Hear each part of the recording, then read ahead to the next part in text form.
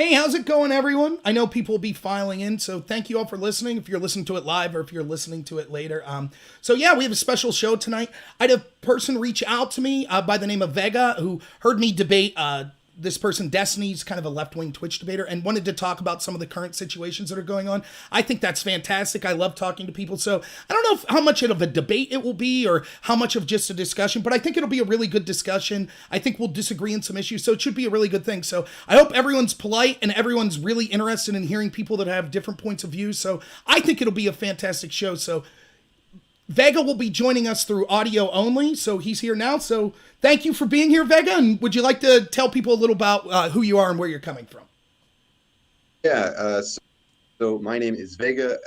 That's what I literally think everyone's called me for like the last 30 years. So I am just some glorified nobody on the internet from Texas. And I really was interested in talking to you after I heard you on Destiny's stream, because you are not the typical brand of Republican that I'm used to hearing online. And I thought that Destiny didn't do the best job of addressing all of your points. So I wanted to kind of take a whack at it tonight. Real quick about me, I'm a little bit of an oddball politically in that my ballots are always multicolored. I am more of a political pragmatist than anything. I don't care what side of the aisle you're on. I'm just interested in good ideas and good policies. Yeah, and even though I'm someone who ran as a Republican, that's how I feel as well. I think that, we make a mistake where you assume once you identify, and I would call myself a Republican, but once you identify as a member of this party, I think that you let things slip because you assume, anyone that has the right letter next to their name must agree with me. And that's not always the case. So yeah, I appreciate, people that are willing to think on their own and kind of go across party lines to vote for the people they think have their best interests. So we talked about, we kind of have a lot of broad area to cover. I'm sure we'll be on here a while. So I thought that maybe just in our discussions that the best place to start would be the question of, is the United States currently a systemically racist country? And kind of what does that mean for the current situation that we're in? So I'll kick the question to you, I guess, and that'll be the best way to start if you don't mind. Do you think that the country today is systemically racist? And how do you think that plays out, particularly with the Black community? That's a really tricky question to answer. It's like a lot of things in politics and society. It's never one thing. We have elements of systemic racism lingering on. Yes. Do we have the systemic racism that we see is bolstered by institutions from the inception of this country all the way through Jim Crow, through the healing from Jim Crow decades? No. But the question is like how much of that legacy affects how we view race and how we view that in our systems today. And I think it's impossible to say it plays no part. In relation to something like George Floyd, not to just jump right off the deep end, no problem. It's hard to say that the way that specific arrest went down had no elements of systemic racism. And we could probably attribute that to a number of things. It doesn't mean that any one of the four officers are necessarily, Klan robe wearing white supremacists, but it's hard to imagine that for a crime as slight as he committed, it required four of them to wrestle a fairly passive seeming person to the ground and then hold him out. So in situations like that, when we see that, it's hard to say there's no systemic racism. There's no racial bias that's been bolstered by years of stereotypes and institutional racism that's still playing out in very small ways on individual levels. But I think, first off, I agree with you that the murder of Floyd was heinous. There was no excuse for the cops to operate in the way they did. So we agree on that. The question, though, of did systemic racism play a part? I don't think, when we talk about systemic racism, of course there was systemic racism in the past of this country. The question is that systemic racism existing today? Now, I understand the argument, well, the shadows of that still could be remaining, which possibly could have somehow played a role in this murder. But I think that the burden of proof would be on the people that are saying that. So saying, well, we can't roll it out. I could say the same thing. I could say systemic misandry played a role in it. and that we've had a history in this country of using more physical violence against men than women, and therefore that could have played a role. But I don't understand how saying that without some sort of definitive proof gets us to a better situation where we could solve things like this from happening in the future. No, so here's the thing that you brought up with Destiny that I thought he completely avoided or kind of ran around the point. I don't think you're that it played a part, but this is why I'm a big fan of intersectionality in how we view things like this. Not in necessarily the broadest SJW sense of the word, but when we look at just to take George Floyd as an example, though there are a few others we could pull from if we want to kind of move off of that from now. No, But that's fine. in the case of Floyd, like the guy was basically he was attempting to pass off a fake $20 bill.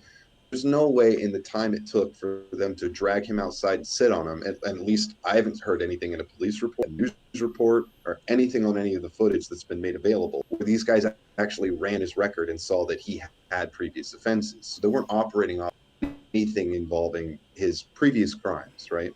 So we could say it's misandry, and I would agree with that because again, men are typically seen as aggressive or potentially confrontational and violent. Issue isn't that it's one or the other. The issue is that now we're not just dealing with like targeted misandry. We're also dealing with the systemic racism aspect of it. I think the problem that a lot of lefties forget to talk is that racism isn't a catch-all. It's not the only reason things happen. What it usually ends up being 9 times out of 10 isn't the sole cause, but an amplifier. It's like the misandry thing isn't the sole cause. They didn't see George Floyd and say, he was brought in for something that he probably should have been arrested for. But the way they arrested him was amplified by the fact that he was a man and by the fact that he was. But okay, but there's a couple things that I would maybe quibble with there. The first is, then it seems like we'll have an infinite regression where we could say, well, there could have literally been thousands of categorizations that we could break this into that played a role in this. For example, the fact that he was black, the fact that he was a man, the fact that maybe he was of a bigger build as opposed to a smaller person. Maybe that played a role in it. Maybe the way he was dressed played a role. Maybe the city he was in played a role. Like, we could have this reductionist argument where we could say, well, using an intersectional lens, we have to deal with all this stuff. And that seems like then ultimately the end goal of intersectionality is that the ultimate minority or the ultimate oppressed is the individual. So we get back to the question of how can we does focusing, for example, on misandry and saying, well, police have a problem with men. If we took that issue, does that help solve this question of police brutality in other cases? And if the answer is no, then are we sure that focusing on race would help solve these in other cases? Because with the case of George Floyd, although it seems very troubling, and like it's definitely a murder, let's not forget the exact same, oh, not the exact same, but a very analogous situation occurred with a gentleman named Tony Timpa, who happened to be white. He didn't even commit a crime. He called the police on himself, but he had schizophrenia. When the police showed up, he was already handcuffed. Yet the police still sat on him for 8 minutes, joking that they may be killing him, and they did kill him. Yet we didn't say, oh, this is a problem with because Tony Timpa was white. That was why he killed. To make a claim like that needs definitive proof. And the fact that we could see with George Floyd, if we say racism must be the reason, and we don't really have evidence that the officers that murdered him were racist, then we need to see, well, would this situation have happened if he wasn't black? So when we could see other situations, yes, this happened to white people. It seems like there's more here that needs focused on than the racial aspect of it. Well, again, the hard point is that trying to extrapolate so much from a single data point, and I'm sorry, just because I'm a data guy, I Sure. work doing stuff with data all day long. The problem is that using a single data point and trying to make any conclusion based off of that, you're right, it does cause that infinite regression. But literally any possible bias could be responsible for any possible incident like this. The problem, though, is that we do see there's what's the phrase? Arrested for living while black. Right? We see this happen multiple times across multiple different scenarios, both involving citizens with all the different Karens and Beckys, and we see this happen with officers. You will find an endless loop of footage online of people being stopped by police for nothing. or being having the police called on them for nothing. And I'm not saying that makes every time there's a death of a black individual by an officer a 100% racist. I think Ferguson's actually probably the best case where we could quibble over whether or not lethal force was necessary, but that seems pretty clear cut that it wasn't race specifically, it was this guy specifically, right? Where whereas all these other incidents, there is a trend, and the correlation seems to be, although I know correlation isn't causation, the correlation seems to be there's a lot of individuals who, barring no other real threat, are treated in a incredibly rough or lethal. And the trend, unfortunately, seems to be, at least insofar as the black community, seems to be a real problem. And the funny thing is, it's not something that is specifically relegated to white. This is something that a lot of police officers, even black police officers, have a problem. It's that there's a certain way that we tend to view black men or black people in general or men in general. Those attitudes are part of a larger system that is the legacy of all of the way that we've dealt with race up till now. But so I agree with you that we can't take a single issue and extrapolate, that we should look to the data. So that's one of my problems with this all along, that there are people that see, my contention is this, just to get it out there. I think that there is a problem that the establishment in this country doesn't care about normal Americans of any color, and that they've been exploiting working Americans and poor Americans for years. And I mean that at the top level of both political parties. Does that mean everyone in both those political parties is like that? No, but I think that that's what's going on. And I think that those people encourage things like racial or gender division because that allows us to then have an animosity relationship with each other and avoid looking at the real people that are really damaging all of us. For example, I think I have more in common as someone who's lower economic status with a black person who's lower economic status than I do with a white person that's incredibly wealthy.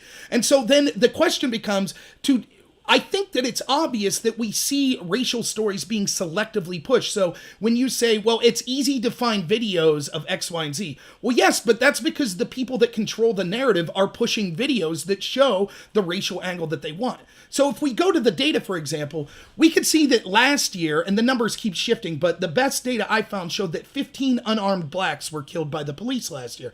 Now, many of those, when you look at them case by case basis, show that actually, just because they were unarmed, it doesn't necessarily prove the shooting was unjustified. For example, one case was someone driving an automobile into the police.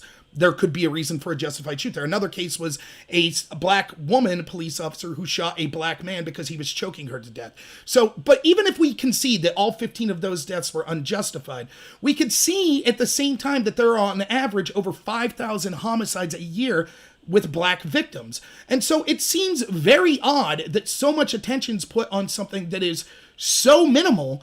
Even though each death's tragic, it's so minimal as far as the grand scheme of things, yet it's become the central focus of our country.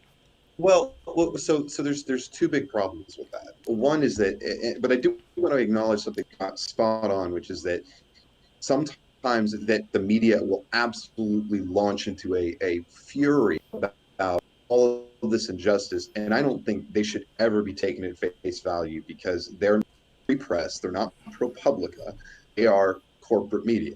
They thrive off of ratings. If this didn't get ratings, it would not be reported. So on that note, we do agree. The videos I'm talking about, a lot of them are just self-taken. They're just like some guy at the YouTube channel is like, look what happened to me. There's even one where a guy's literally driving down the street and he's like, seen this cop twice, and they're just driving. They're not doing anything wrong. And they're like, I bet I'm going to get pulled over. And sure enough, they get pulled over. And the litany of excuses of why it happened, all of it to ultimately end up with being something like the cop could cite him for something that was hanging on his rear view. Like that was it. But I mean that's not a it's not a crime. And more to the point is that I know you talk about there's only 15 unarmed or 15 black men who were killed by a policeman when they're unarmed, and you're right, there was mitigating circumstances. The issue isn't simply just black people being killed by cops. It's not just black people being stopped by cops. It's what attitudes exist in society make that possible on such a pervasive scale. And again, it's not that it just happens to Black people. It absolutely happens to white people. It happens to young people. It happens to, but there's everyone experiences that in a slightly different way. Some for better, some for worse. I think we could both agree that like a rich white guy at a BMW pulling into his gated community is probably going to get hassled less by his local PD than a dude, rocking a car that's way out of, it's got to be out of regulation. It looks like it's about to fall apart. This dude looks thugged out and he's pulling into like the worst side of town. Those situations are probably going to be handled differently. I mean, would you agree with that? I absolutely would, but here's the problem. Like, how do you prove that race was the factor? And even if race is a factor, what are the underlying reasons for that? And just to say, well, systemic racism seems to kind of avoid a big crux of the problem. So, for example, in the example you gave, would, for example, an elderly Black man who happens to be incredibly wealthy be treated better by police than a young white guy that's got studs all through his face and's wearing chains and's wearing his pants down like half below by his knees? Yeah, the Black guy would probably be treated better. So absolutely. The question we have to ask then is, why is the focus on race? If we can acknowledge that all these other factors play a part. So it's not, the national conversation right now isn't, well, racism's something, it's one part of a bigger whole, but that's not the conversation. The conversation is the country is systemically racist. Police are systemically racist. I can tell you exactly why it's focused on race, right? Because race plays a factor in it. But unlike things like economic status, unlike things like area of town, or even just moving to a different where maybe the policing's better. Because I think in any area where you have a large police force and they're overworked, you're gonna have worse police. So there are a lot of things you can change about how you interact with the police or how the police interact with you. But you can't change race. And if it feels like that's part of the issue, and we can see a trend in the data that tends to agree with that sentiment, there's not a lot of good data out there to debunk that. And it tends to be a problem that gets amplified and talked about more because it's something that Black people obviously can't change. Right? And if you feel like there's a threat of being victimized on any level by something that you inherently have no say over, I don't think any of us would not be a little bit outraged by that. Now, how they express that outrage, that's a matter of choice, and that's a different story. Right, but, right. But being outraged about it is, and wanting to talk about it and being afraid about it, that's a very natural reaction to that kind of a problem. Okay, which, here's the thing though. So again, then it becomes a question of, we also can't change gender, right? I can't help the fact that I was born a man. If the discrepancy between men and women in the treatment in the police is greater than the discrepancy between white and Black, why isn't there a huge national movement on the mistreatment of men by police? And it seems that this is... Go ahead, I'll leave you, Shaun. No, go ahead. Well, I was just going to say, that seems to be the problem. It seems to be that this is being fostered by people in the establishment. They're intentionally focusing on the racial aspect of it. And what that does is it stops people from, for example, 98% of this country thought the murder of George Floyd was heinous. Everybody wanted that cop to go down. But that wasn't enough. Like it was, oh, no, it has to specifically be about racism. But what happens, and we end up, we then extrapolate this. We have demands for white people to wash Black people's feet. We have Hispanic aldermen calling the Chicago mayor on the phone who's saying, I'm worried that my district's being burnt down. And she says, I think you're full of shit. That's what she tells him. And so like we're creating these artificial racial divisions where the issue is police brutality is wrong. The establishment mistreatment of people is wrong. And instead we focus on, and I just don't think like, if it's not the biggest discrepancy, and if there's all these other factors, why are we reducing the conversation to just race, especially when many of these other factors are things you don't have control over, like your gender, like your socioeconomic level, and things like that? As far as why it's being relegated to race, is because there have been movements that have been interested in making that part of the problem spotlight on it because they don't feel like there's any attention being paid to that. And to the fact of why haven't there been marches against and protests against men being discriminated against? Why haven't there been protests against other races or everyone being discriminated against? I mean, in that sense, BLM is really doing everyone a favor because even though they are more vocal about that, they're against police brutality in general. Not just about, I mean, they brought light to the Daniel Shaver killing. They also actually in Minneapolis, they actually helped organize protests against I can't remember if she was Australian or New Zealand, someone who is Australian. reporting a crime. Yeah, yeah, you know what I'm talking about. I Yep. can't remember Nor what her name is. Noor was the officer that shot her. I forget her name, but I Yeah, know who she you're. was reporting a. Just for anyone who's not in the know, this Australian woman was reporting a sexual assault. The cops roll up. She shows up to.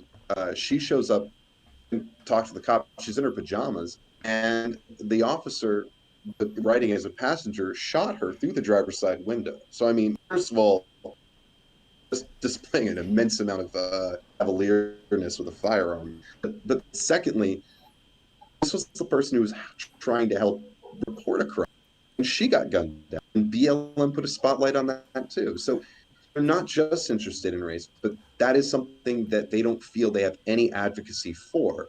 So which which that's is why that group exists. okay. But first off, that case doesn't really help BLM's case because although there were people that said in BLM that said that wasn't good, there were also BLM members that said the only reason that cop got charged was because he was black and he shot a white woman. So Sure, even in that no, case, I'm many, not. even in that case, many in BLM. And here's a simple, like, we'll go further in this, but if all this is true, let's say that that's true about Black Lives Matter.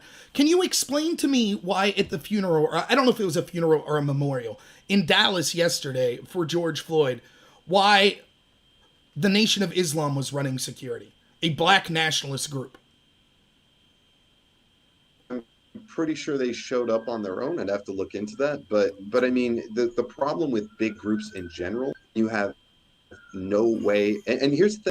We do, as Americans, fundamentally agree with what's happening right now with the riots. We don't like the fallout from it, but we do agree with it because if you'll recall, why did this country revolt at all? Like, why did the colonies become America? Right, it was a revolution to separate as a country. If that's what Black No, Lives Matters. but no, it was a revolution based off of, hey, we exist in this society. We're English citizens, but or at least beholden to the crown. I know at that point there were a lot of different people over here, but we have no say in how we're taxed and how we're governed and how we lead our own lives. We're basically being told by this body that is not accountable to us. But we have to do things for them, and that if we don't, it's our ass. And that is the general pervasive sentiment of BLM. It's not that like Black Lives Matter over anyone else. It's trying to remind them that like hey, we're here, we exist, we matter, and there's nothing else that we can do to bring attention to this issue because everything else that's been attempted hasn't worked. I mean, if it So had, just we wouldn't have problems with police targeting men or police targeting people in lower socioeconomic statuses.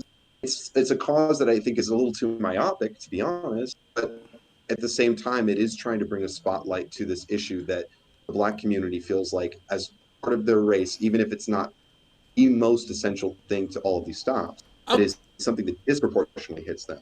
okay, so you're let me just be as blunt as possible. So you're supporting the riots.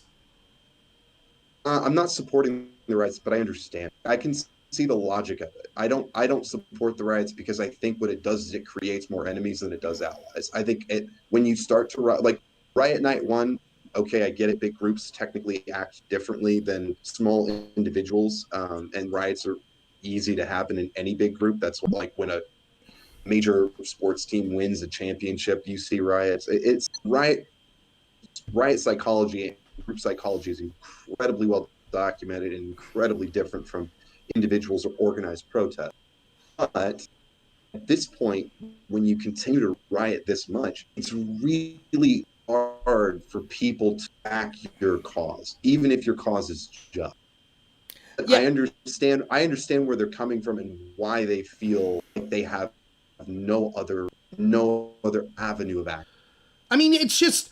Oh, I completely disagree that there's any justification or that there's any understanding of why these riots occurred. There is no cause whatsoever that says this somehow makes it understandable for me to run in and steal televisions and shoot the security guard while he lays there bleeding out, or to beat shop owners in Rochester, or to nearly beat a shop owner to death in Dallas, or the 20-something people have died as a result of these riots, many of them black, by the way. The riots have devastated. They're not occurring in Martha's Vineyard. They're not occurring in Hollywood. They're occurring in primarily black communities. And the idea, I mean, I think we went through the beginning of this that, oh, there were a bunch of factors and race could be one factor, but it could be a bunch of this other stuff. And to say that somehow that means, well, the only way they could have their voice heard is through this avenue, I think is just incredibly wrong. In fact, then I would put it to you: what has any other group done to try to curb police brutality? Even if I'll grant that, even if we can say that systemic racism plays no factor in any black man ever getting pulled over, and no black man ever getting killed by the cops unjust. If we remove that entirely, what has any other group of people or any other activist group done to affect change? Police violent interactions with people had been declining every year steadily. There will never be first off, police are inevitable. Anytime you have a civilized society, you will have some sort of code or laws, and you will need someone that enforces those code or laws. So the idea of law enforcement is inevitable. There will never be law enforcement in the history of the world, in the past or in the future, that will not engage in violence at some level with members of the community. No, I'm not asking to remove the violence, but what is there to? I mean, obviously, yes, I would love violence to be removed, and I'm totally on board with the idea that there is no what's the Nirvana paradigm or whatever. Right. Like, I'm not asking for like a completely, all cops must be pure of heart and pious at all times. My question is, it's not just that these things happen. There's very little accountability on the back, very little accountability. There's even been incidents in Dallas, incidentally, in 2009. I might have it up here in my Google as I was preparing. But yeah, the Ronald Jones beating back in 2009. It was something that was apparently so quote unquote justified at the time that it ended up costing the city of Dallas $1.1 million, and the guy was the officer who was responsible for it was kind of retired of his own volition, and now that officer is training other officers.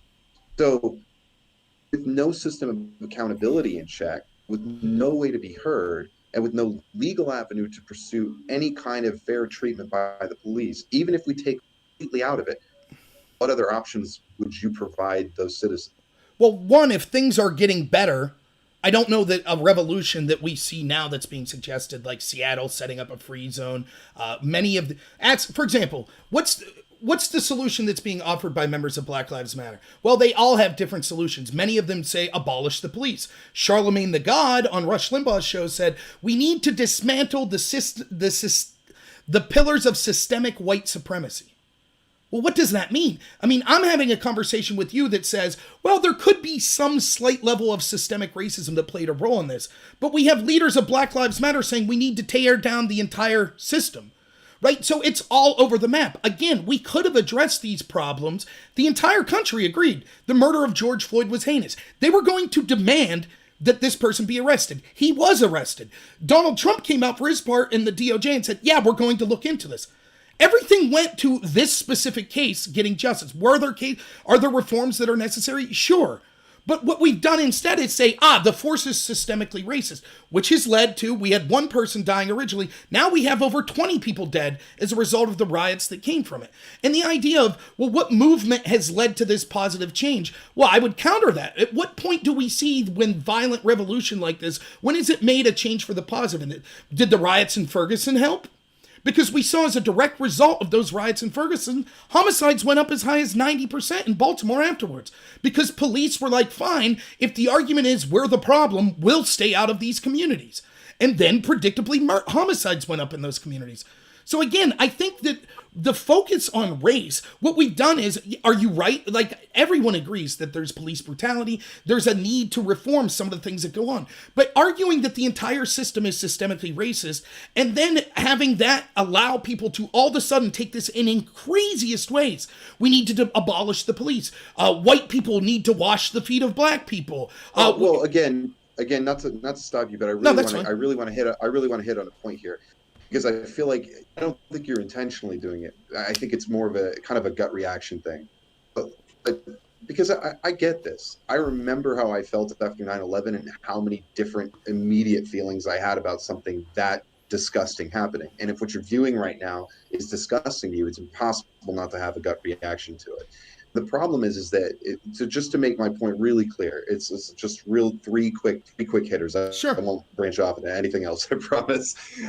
One is that systemic racism is an amplifier to these events. It's not necessarily the only factor in every single case. But it is a definite possible amplifier to most of these cases. Two, we can see this data backed up. We can see this backed up in data through the way we do criminal sentencing, through the way that we have a bunch of ridiculous stops, through the way that cities have had to pay out millions of dollars for cops unfairly targeting people who didn't do anything wrong, who weren't committing a crime, and who was really, it's either they're a man or they're black, but that's a coin toss at that point.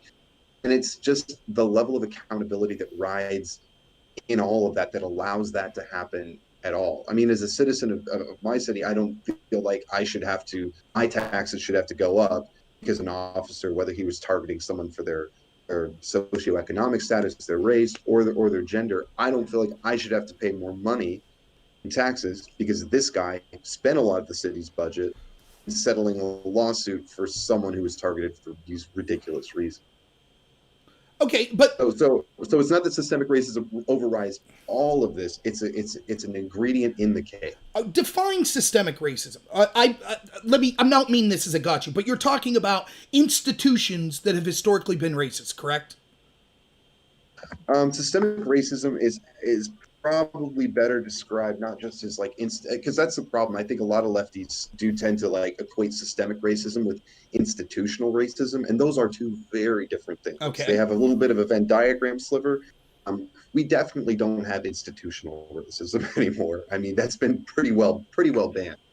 The problem is that in the social systems in which we conduct our lives, there are still racist bents, right? And it's important, I think, to note that like having a racial bias or doing something, an action or a sentiment or a phrase that is in and of itself racist doesn't mean that people out there are racist. Even if I was going to give Derek Chauvin the benefit of the doubt and apply this definition to him, that he himself is not a racist. He exists in a system that has this pervasive element where it views certain people differently because of external factors that they can't control. Okay. Whether that's he's a man or he's black, but yeah. But that's not it's necessarily individual. It's from our institutions, right? So you're not saying Darren Chauvin was a racist. You're saying the way that the institution of the police in this instance views people is itself. It doesn't have to be intentionally racist. It's just the way it plays out is racist. Right, exactly. And it's not necessarily something that's emboldened or bolstered by the institution, but it's something that is just kind of existed as a byproduct of the way that an institution has grown up along with society. Okay, so then if we have systemic racism and we understand that it comes as a byproduct from institutions, would you agree that institutions that could have an impact on this aren't just the police, right? It could also be something like Congress. Oh, certainly, absolutely. The idea of systemic racism is kind of a socially wide problem, and I will even give you the benefit of this doubt. It's not something that just affects Black people. It affects Latinos. It affects whites. It affects everybody. But I mean, I guess then the problem is if it affects everyone, then almost by definition it can't be racist.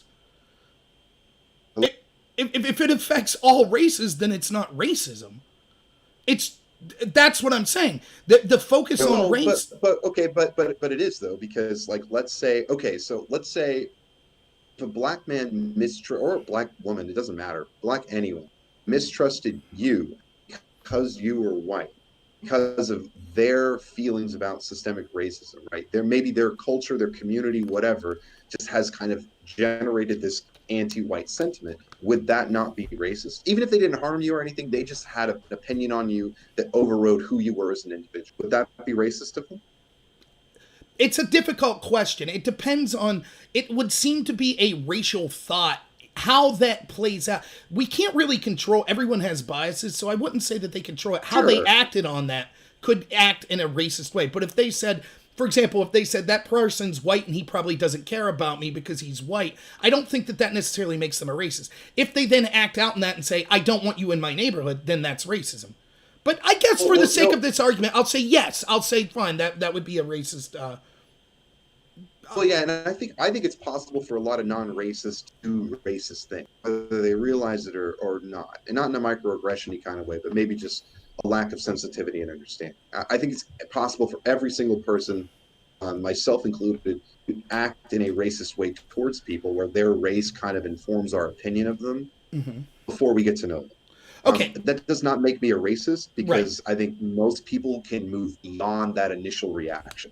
Well, that's I agree, and that's something that we could talk about. I think that it's hard. Humans by nature, your brain categorizes things, so Oh inevitably yeah, we're biased to some extent. We're always categorized. The key is to not act in a terrible way because of that bias. That's the key. correct. But okay, so back to this idea of systemic racism and institutions. So I think that it's troubling to say, well, the institutions could be racist against everyone because, again, that's not the narrative that we see dominating right now. Oh, That oh no, let me rephrase just real quick. Sure, I don't. I'll let you go. I just want to make it sure. clear. I don't think institutions are racist against everyone, but as a social problem, systemic racism affects it. So This is a you, broad umbrella term, but you not the think, institutions themselves. so you don't think the institutions are set up to be racially biased against blacks either? No, no, I think it's much more of a social thing that comes with this insular communities like policing. And any insular community will have problems with systemic racism. Okay, but then again, I don't understand the argument that we're talking about the United States being systemic, because then it seems what you're saying is people, any group will inherently have biases against another group, but that's a problem that we can't solve. That's a problem that will exist all throughout human history. Well, There's always going and to be. right, you're absolutely right. The problem comes in where systemic racism becomes a problem that we can and need to solve. Is it's one thing in that scenario we just talked about for that black person to say, I don't know if I trust this guy, and that's the end all be all, right? Those problems we can't solve without eventually just breeding out race, and then we'll find something else stupid to fight over because humans love division of any kind. But in the counter argument that he posed, he says, "Oh well, you can't live here now because you're not right." That's a problem we can solve. Systemic racism isn't the biggest problem. Where it really becomes an issue that we need to tackle as a country is when it's concentrated through the lens of figures or institutions of authority. That's where it. Okay, and you think that it is. You think that that's what I'm getting at. So you think that our institutions are concentrated in having systemic racism, and that's what justifies the protest and the revolution that people are talking about. No, I think that systemic racism, like we said, it exists. It's unsolvable. But once you take someone who may have those biases and give them a gun and a badge, then we need just another layer of training or accountability that can help balance that out.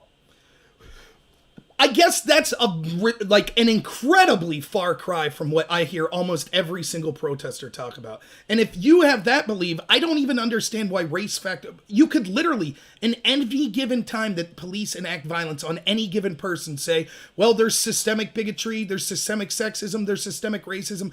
All of that could have played a role. And it's just yep, I guess if that's true in every incident and it's unsolvable, then yes, then we start focusing on solving police brutality in general as opposed to focusing on one specific race, because racism Right. could But apply to every cop in every institution and every person, and so therefore let's just focus on solving police brutality. right, but let me pose the question to you this way then. If we know that all of these things could be a problem, then why don't the police do bias training of any kind? It doesn't have to be specifically for black people, but why don't they do bias training so that they treat men different or so that they treat women different, so that they treat people of a lower socioeconomic status, or in the case of Tony Timpa, people who have mental health problems, because that is something that is not just solely relegated to Tony Timpa. There's a lot of people who've had mental health problems that have not been treated well by the police. So if we know these are issues, then why aren't we addressing them? Well, Because that's the thing. We do know these are issues. We do know that the way that cops treat people isn't just this plain, let me assess the situation, see what's going on, and then make a decision on how I proceed. It's a very instinctive reaction based off of whatever is going on in their head at the time. okay, but one, mental health slightly different, but how someone looks is a different type of training than a mental health issue. And I don't think many people disagree that there should be mental health training. But again, in the example you're given, I could come up with like 20 different ethnicity. Do we need to have an individual training on how to deal with each ethnicity? Oh no, actually, there's the Las Vegas PD, God, years ago, instituted bias training, just in general, and it covers a wide array of things. It's not to say we need a specific targeted thing for every single ethnicity, but how to recognize bias in yourself and how to act against it. That's it. It's just, I mean, it's a simple. They do bias training in corporate offices. They Yes. do bias And training. They do bias training at McDonald's, man. Like the cops have to at least be willing to put that much effort into solving the problem. If we see trends both in against Black people, against people with mental health, against men, we have to see them take action for that. But again, first off, if you look at the results, actually, they're very mixed when it comes to bias training. You know what many of the studies show? That when you have these corporate bias trainings, they're always geared towards, oh, well, bias against people of color. And what shows is it doesn't increase people's acceptance of people of color, but almost every single time it increases animosity to people of white, low socioeconomic levels. Because Yeah, what ends and up happening is the argument gets put, if you're white, you're privileged. Therefore, if you're poor and white, it must be because something's wrong with you because you have this privilege and yet you're still not successful. well, but I mean, we are privileged. But again, this gets to the crux of the problem. How do we determine? Again, we're focusing on all these hyper groups. So instead of bringing people together and saying we need to solve this problem, we say no. What we need is training. And now we're off to white people are privileged. How is that true? Like how, for example, if there's a white person that's born with tuberculosis and that they're born to a single parent household and they're incredibly poor and they're 20 years old now and in chronic pain because of their illness, unemployable because of their illness, and they live in extreme poverty on the street, that person's privileged, but LeBron James isn't? Do you think LeBron James is privileged because of his race, or do you think LeBron James is privileged because of his athletic ability? See, there's the rub, right? Well, one, then why are we talking about, we look at each individual and we determine whether or Well, not that individual is privileged. but it's not a rub though. I mean, you would have to define, since you're making the declarative claim, you'd have to tell me what it was about being Black specifically that let LeBron James be Oh, that privileged. okay, And I I can already will. you, I you can will. try, but I already got the data on this, so go for I will, it. right? I will, but then I'll ask the question of you. So the problem is this sort of identity politics games is a absurd argument because it dehumanizes people and makes them just a system of categories. And so I'm not Rob Noor an individual. I'm Rob Noor white, straight, male, etc. And that's ridiculous because it takes away your individuality and it treats people as monolithic groups. But Does let's it? move on for Well, that. how does it? But Go well, ahead. like, how does it take away? Sorry, real quick. Just I hear this argument a lot from the right. I fundamentally disagree with it. You are privileged as an American, as opposed to someone who is like, say, perfect, someone who's born in Saudi Arabia. Right? They're an incredibly wealthy country with an incredibly brutal, restrictive regime ruling. Okay. You are way more privileged Agreed. then, but do you think that if I say you're privileged because you're an American, that that erases every single bit of your identity, of your individuality? Yes, because the way it plays out is then, for example, explain the treatment of Candace Owens or Kanye West all of a sudden they're called Uncle Tom. They've left the black Well, community. The idea is there's these oppressed groups. It's not the oppressor groups. The reverse bigotry, the bigotry of low expectation says this. If you're in the privileged group, then yes, you could act as an individual. But if you're oppressed, that defining characteristic is all you are. So you're not, but see, that's the Saudi okay. Arabia person Sorry. would be the Saudi Arabian. Oh, you're from Saudi Arabia, and that defines who you are because you're impressed. Yes, me as the privileged group. No, I could still be an individual because I'm a member of the privileged group. It's the oppressed groups. So if you're black, you're a member of the black community, and you're supposed to think a certain way. And Joe Biden says, if you don't vote for me, you're not black. You would never say that about white people. Well, but saying that white people are privileged reduces their individuality. Don't you say you're kind of doing the same thing that you're railing against, though? Because saying that if someone's called black and part of the black community, you're kind of not intending to. I know because I've heard. I've watched your videos kind of in preparation for this, so I know you're not a racist. Like that's not what I'm getting. Right. But like only becomes that monolithic individuality whitewash, and you the individual stop looking beyond that. The black saying I'm part of the black community means so many things. It does not just mean you're underprivileged. It does mean that there are some stigmas to that. Nothing is all good or all bad. Well, that's just Saying it. That's the real point, right? And that's the point I was getting to. Even if we accept this, if we accept there are privileged, white is privileged, black is not privileged, and we want to break things that way, even that's too reductionist and too simple. That's not true. For example, if I'm in, it's not that white is privileged and black is not privileged. That's not it. It's there's a specific thing that we can point to saying white privilege. I'm privileged because no, I but got what is born that into thing? for any number of things. What is that thing? So give me an example of white privilege. Okay, an example of white privilege would be that there are hundreds of immigrants who came to this country at the same time that slaves were being imported to this country, who were able to hit the ground running, who were able to make something of themselves because of their individuality, right? But they didn't have the same roadblock any of the slaves that came over, nor did their grandkids who got to benefit from their wealth without any restriction, nor did their grandkids who got to benefit from any of their wealth without any of their restrictions. There's this ancestral line that came over at the same time as the slaves, but did not have those problems. And for immigrants who came in the last 100 years, they came into a world where it was not legal to lynch them. They came into a world like well, not all white because Jesus Christ, the Irish, the Slavs. I mean, they weren't considered white for quite a while. But if you were from, let's say, London, you wanted to move to America in the early 1900s, you could eat anywhere you wanted to. You were never under fear of being lynched. You were never under fear of being denied a loan or finding a place to live. And but that doesn't mean that he's didn't have it hard. That's not it at all. Privilege doesn't speak to your individual abilities to succeed or any of the setbacks you might suffer individually. It's just saying there's a set of things that you didn't have to deal with that made it easier for you to live your life as an individual as best as you could. But what does that, so basically then what it boils down to was, well, if you had ancestors in the past that had an advantage, you're privileged today. But that's not white privilege. I could say the same thing. Let's say my ancestors, okay, they were white, so apparently they had these privileges, but it didn't pan out for them. And they still were ridiculously poor, and maybe one was a criminal and went to jail, and so my great-great-grandma was a thing, right? But then maybe there's a black person who somehow they avoided that, and they were actually one of the few blacks that were involved in the slave trade, and they got incredibly wealthy for it. And so there's a black person today so the privilege isn't based on race. The privilege, what this is privilege of if you were born into a family that was better off than families that weren't better off.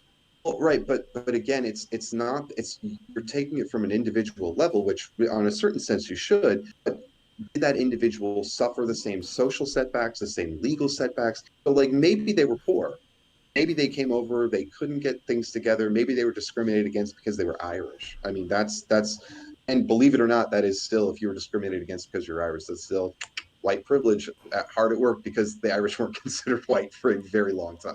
So at least in this country, whiteness is a different thing in Europe, but it's it's hard to say that like that person. It feels bad to say, what about all these fucking poor? Sorry, That's all pardon right. my You can French. swear. I don't care. Oh, I know. I just Yeah. but it's hard. It's hard to say. What about all these poor white people? I feel that. I grew up never knowing how much my family struggled, and that was a gift. That was an incredible gift. But I also grew up seeing my black friend get in trouble for hitting a kid because he called him the N word, and like I had no idea what was going on, just because I had cool parents. They weren't all about that. But the fact that one kid got in trouble, and it was the kid who started the whole thing by using something that is incredibly offensive. It, I mean, the kid he just got slapped. He didn't get beat up. He didn't get punched around. The guy was just packed. And this is like in third grade. It was weird as a kid to see that, but that is an example of what we're talking. There's a whole set of legal and social structures that white people have never had to contend with. You've That's never had to walk down the street and worry about being called a dirty name because you're in the wrong side of town. that's absolutely not true. And that this is the irony. This is the point I was getting to. The institutions that we called racist are now completely dominated by the other side of the ledger. So much so that, are you worried about losing your job for standing up and saying I support Black Lives Matter? Not at all. I'm worried about losing mine for saying I don't. Because our And institutions in the media, in academia, in Silicon Valley, in the entertainment industry, all of them are so dominated now by that you can say, you could take courses in university that say white people are evil. You could take courses on the evilness of men and patriarchy. I know. I took one. I took Okay, one like so, that, and I had to tell the professor straight to her face that she was wrong. but this is a prevailing, it is becoming a more common theme. It's becoming a part of the mainstream narrative because all of these institutions go in that direction. Well, So when we look at, why do you think? Well, why do you think that's popular though? Like those institutions didn't do a top-down rewrite of that. I mean, the leftists have been trying. They had the McCarthy era they had to deal with. I mean, leftists have not had the easiest time in Hollywood being as vocal as they apparently claim they would like to be. And honestly, most of those people are just doing it for woke points anyway. So what is the reason that they became pervasive? Is it because that we've all been brainwashed, or are those ideas more attractive? The ideas of maybe something is wrong in our society, and just saying everything's fine, don't worry. I mean, I could answer it, but I would say, is saying that white people are evil is attractive? Even if so, it's still repugnant. What institutions are saying white people are evil? Did you take a course? Did you take a course that said that? So it wasn't that white people were evil. I had this. Oh God, it was it had a great book in it. Native Son. I suggest everyone read it. It's amazing. Um, and the main character is black and unsympathetic, but it still paints a really interesting picture of race. And it was written way long, decades ago. Um, not that, but it was this course called "What Color Is Desire," and we were shown all of these things that, like, I didn't even know that the Looney Tunes were being racist when I watched them as a kid. But they were incredibly racist. Bugs Bunny walking around doing the Ep and Fetch It speech while he's got big lips and an exaggerated nose. Like, yeah, they were incredibly racist. Now, luckily, I didn't have a frame of reference for it, so I never picked up on that, nor did I treat anyone different because of it. So I do understand the argument that it's frustrating to hear people say everything's because of racism. But I had to she straight up told me that I was racist, didn't know it. And I was like, no, I'm come from a mixed family. Like, I'm pretty sure, like, I've always had mixed friends of some stripe or another. I'm pretty sure I'm not racist. Like, she was furious with me for saying. Right. You would never, that would never go. See, what I just think it's funny. We talk about, systemic racism of the 60s, and we ignore that the institutions now go the opposite direction now.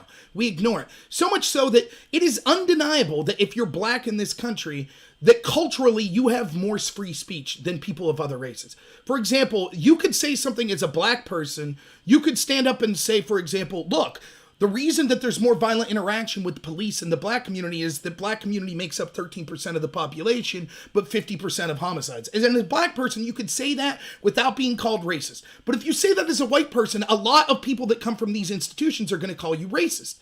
And so there are certain... Go ahead. And someone just said that, and it's racist. I hate to interrupt you, but this is a point that always bugs me, the 1350 meme. So, what percentage of the Black population overall represents the total number of Black? It's probably close to 3 or 4% because it's actually statistically it's young black men. Okay, so if statistically, I understand that's a very attractive statistic, but it's a drilled down data point. If we looked at Black violence and said, hey, violent crime's been going down for years, it makes up an immensely small portion of overall crime when compared to like all crime. Well, immensely small, but it's by no means the majority of our crime. It's by no means a nationwide epidemic. There are certain hot zones. Overall, it's a very low risk in America to be the victim of a violent crime. But You really have to be in specific areas, but we don't say that. The meme isn't 3% of let's all Black Americans commit violent crimes. Why is that? but that's the same percentage that we're talking about that's involved with violent altercations with the police. So it doesn't no, and that's my argument. The black guy that lives in my neighborhood that's 73, who's an awesome person, is one of my best friends, he's not at risk for police violence. Why? He doesn't live in one of these communities. It has nothing, I won't say it has nothing, but the skin color is almost irrelevant. The reason is it's because these communities are dangerous. And we can see that because when you look at black people that don't live in these communities, the violence isn't occurring like that, and the police brutality isn't occurring like that. So to just say, well, it's actually only 3%. Yes, I agree. And that 3% is the one that's experiencing violent altercations with the police. And remember, you talked about violent crime going down. Yes. And commiserate with that is also police violence to people going down. So all of that's going down, but the percentage remains the same. And it's a big deal. We're talking about, on average, still over 5,000 black Americans a year killed by homicide. With white people, it's like car wrecks and things like that. Drug overdoses are the number one cause of death for young white people. For young blacks, it's still homicide in many ways. I mean, that's tragic. And so it's not a problem that we can ignore. We have to focus on it. Yet at the same time, we want to just write it off and focus on these 15 deaths, the unarmed black men, but we don't have much to say about the thousands upon thousands. And I think that the reason, we could talk about that in 1 second, but in the context of this part of the discussion we're having, it is clear to me that in that context, it's difficult to say that as a white person without having people claim that you're a racist. And it is undeniable that the institutions have swung so far to the other side. I mean, we literally have mayors begging, crawling through an audience that's shaming him out of there for the extreme position of, I agree with everything you say, but I don't want to totally abolish the police. We have every corporation you could think of doing everything they can to say Black Lives Matter right now. And so to pretend that, oh, no, the institutions against Black Lives Matter is just not honest, in my opinion. Well, to say that like the policing is disproportionately against them, I think is an argument can be made either way. And I'm sorry, I think I might have lost you. Are you there? Yeah. Can you still hear me? Oh yeah. No, it's just my lovely Spectrum connection. Oh, no problem. I think we talked about it before stream. Yeah. It's the best pilot dog shit there is out there. But yeah, like I hear what you're saying. I do. But to give you maybe some perspective, again, why anyone, like why Candace Owens got called a racist for pulling the 1350 meme? Why anyone might get called a racist for it? Okay, so is 13% the biggest number of our population? No. No. Okay. Is 4% the biggest number of the black population? It's 4%? Is that what you said? No, obviously no. Yeah, right. But that never comes up in the conversation. If we were to flip the script on this 1350 statistic, that 87% of the population are more dangerous. But listen, this is making my argument. But that's the thing, though. We don't. But why is that what the stat that we know? That's my question. Okay, I'll point you to the meme. I'll tell you why. Right? Here's why. Because the argument isn't young black adult lives matter. The argument is Black Lives Matter. And they say black people are mistreated by the police. And so we say, but here are the statistics with black people and homicide. That's why, if the argument was, what it should be, more hyper-focused, that yes, you're right. Actually, this is an argument for us. The majority of black people do not have this contentious relationship. They're not at risk to be shot by police. It's actually a very small portion of the black community, and that is young adult black men that are committing 50% of these homicides. That exact population is the one that's having violent altercations with the police. If the argument was young black men's lives matter, that's what the numbers we'd be using. We'd be like, actually, that's only like 6% of the population is black men. Young black men will say 3 or 4% of the population, yes, for 50% of homicides. That's why that 4% is more likely to have a violent altercation with police. But that's not the argument the other side's making. The other side's conflating it. They're ignoring that data and they're saying, oh, no, it's all black people. It's black people are 13% of the population. Black people are 3 times more likely to be shot by the police than white people per capita. So when they make it about per capita, that's the data you use to respond. Actually, that's not true. But I agree with you. We should at first hold BLM accountable and say, or not just them, but the people using that data and say, no. You don't get to say black people are 3 times more likely. What you really mean is 3% of the population, a small fraction of the black community, is 3 times more likely to be shot. The rest of that community isn't. It's just that small number. All right, I'm losing you. So if you had something that you need to retread, I couldn't get that. Okay. Just real quick, the reason that we use that percentage is because the argument is Black Lives Matter, not young adult Black Lives Matter. The truth is, if that side, we're starting with them because they point to things like they say, can you still hear me before I say all this again? Oh, yeah, I'm good. They say blacks are 3 times more likely to be shot by police than whites, right? But if they were honest, they would say, well, actually, that's not true. It's young adult black males are at a higher percentage to be shot. The vast majority of black people, that's not true. The data doesn't show that. And then we would respond with, yes, but that exact population you're talking about is also responsible for 50% of homicides. And so when they start off saying, oh, it's all black people that are treated like this, then we have to say, but that same group is responsible for 50%. So you don't get to say all black people on one hand, and then when we respond to, well, here's the statistics on all black people, say, well, that's actually only a few black people. Maybe I lost you? Well, no. Oh, okay. Yeah, no, we're back. We're back. No. So I hear what you're saying. I do, but again, it's not the mean isn't the percentage of young black men at risk of committing these crimes, because we'd also have to make that stat accurate. We'd have to not only control for socioeconomic status, right, but also area of the country. Because even if you're poor in a rural area, you're just less people. You're less likely to commit. Or you're less likely to have. So again, the 1350 mean is kind of what I'm talking about when I talk about systemic racism. You just pull that out at the drop of a hat. But that 13% is wildly unrepresentative of both the crime that occurs in this country and the black community overall. But again, it starts with the 1350 is in response to the claim that blacks are more at risk to violence from the police. Now, if you really wanted to hammer down on this point, you would say that is disingenuous of people to make that argument. Because in reality, it's just a small portion of blacks that are at risk to be mistreated by police. And then the response to that would be... I hear that. So it's not... But I'm just saying, so then if you say... It just seems like an incredible burden you're putting on people to say... This side gets to say all blacks are mistreated, which is clearly by your own definition not true. But they get to say that with impunity. And when we respond with the same similar data set that say, but wait a minute, when we take all blacks and look at the percentage of violent crime that happens here, this is what we see. To then say, well, clearly that's not all blacks, so why are you extrapolating that? Well, I extrapolated that because the argument is all blacks are mistreated by the police. If their focus, I agree with you, but my criticism is exactly your criticism. My criticism is it started with them. They made the claim that they're mistreated or more likely, and they give the statistics for police interaction with blacks. They should have been more specific.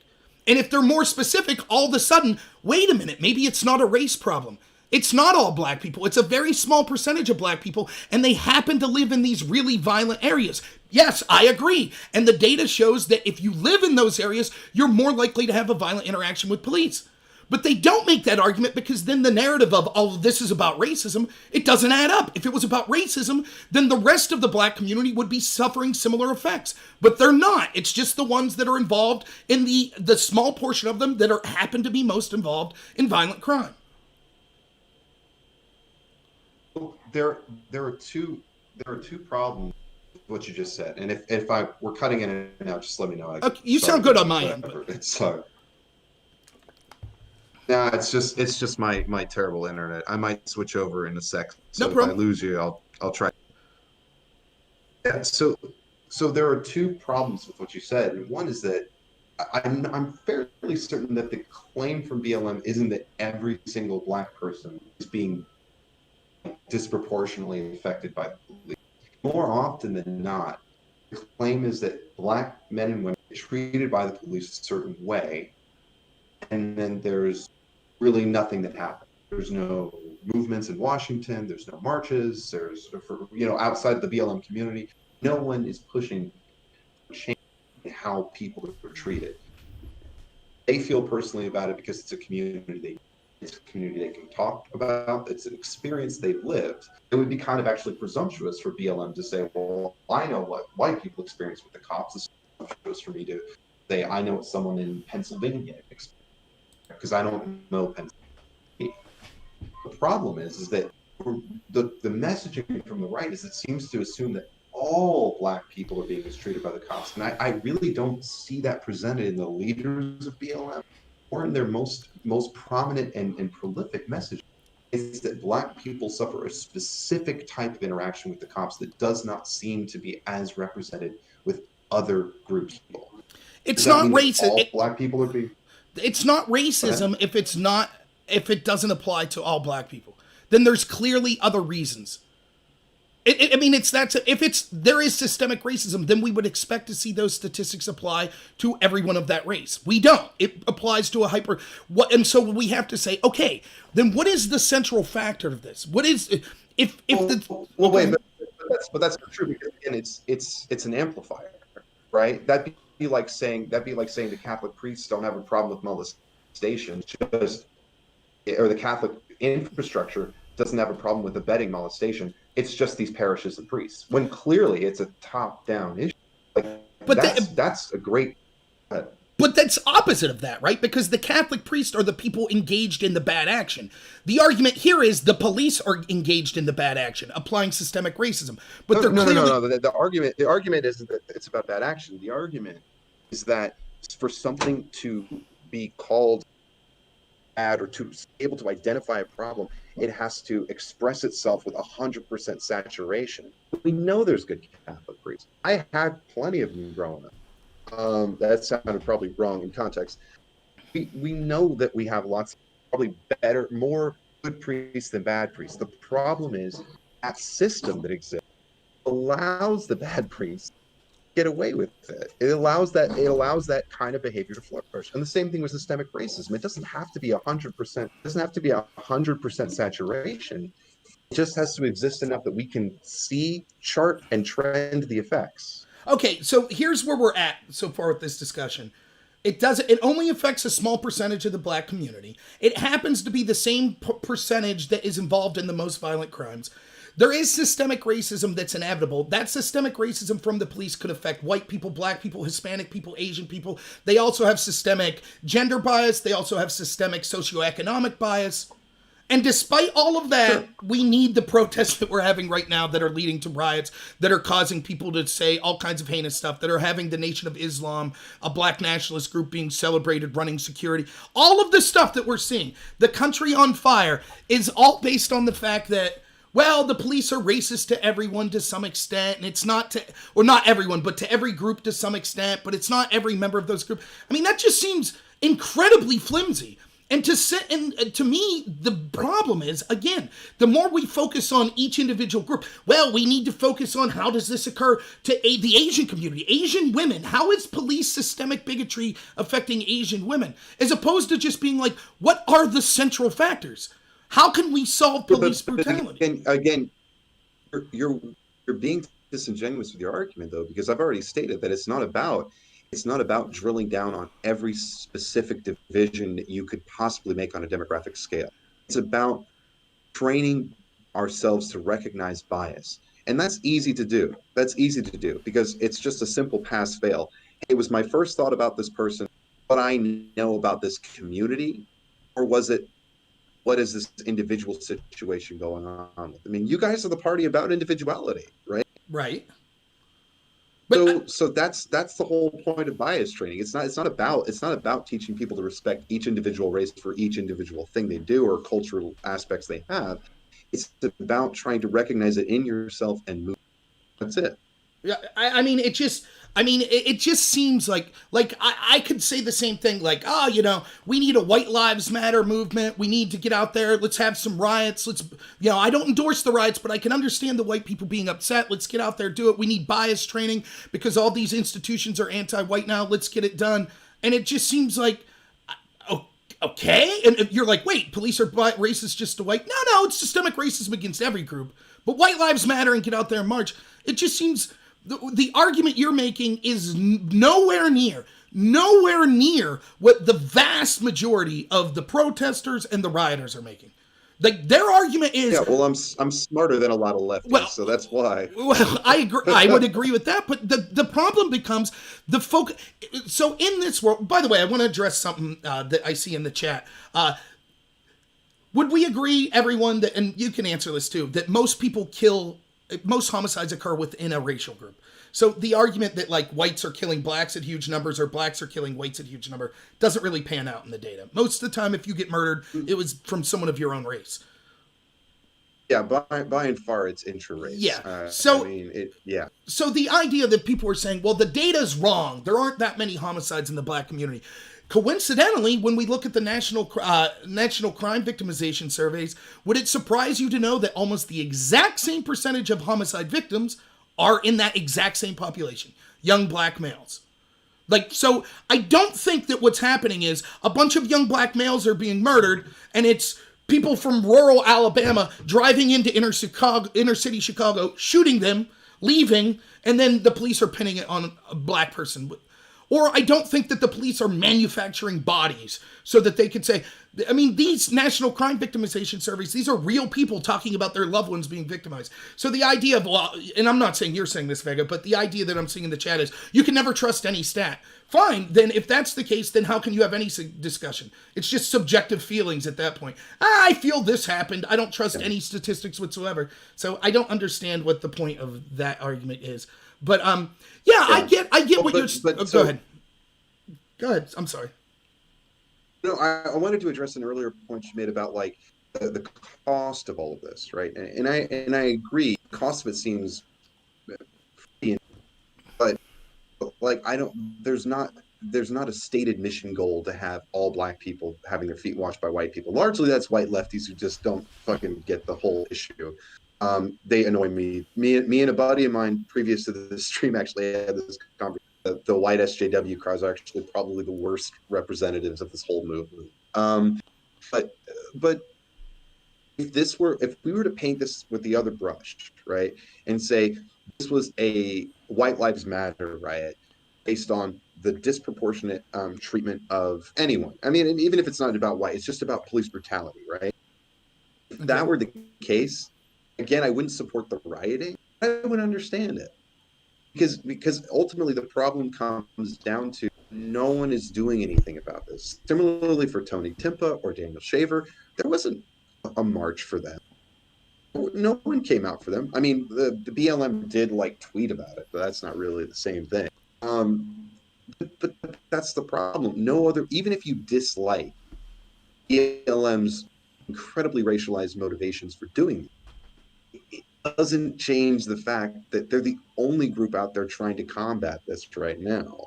And so, yes, there's a racial component to it, absolutely, because they're in a community that seems to experience this disproportionately. It's so prevalent that a black comedian can tell a black audience a joke about the police and no one's scratching their head being like, what?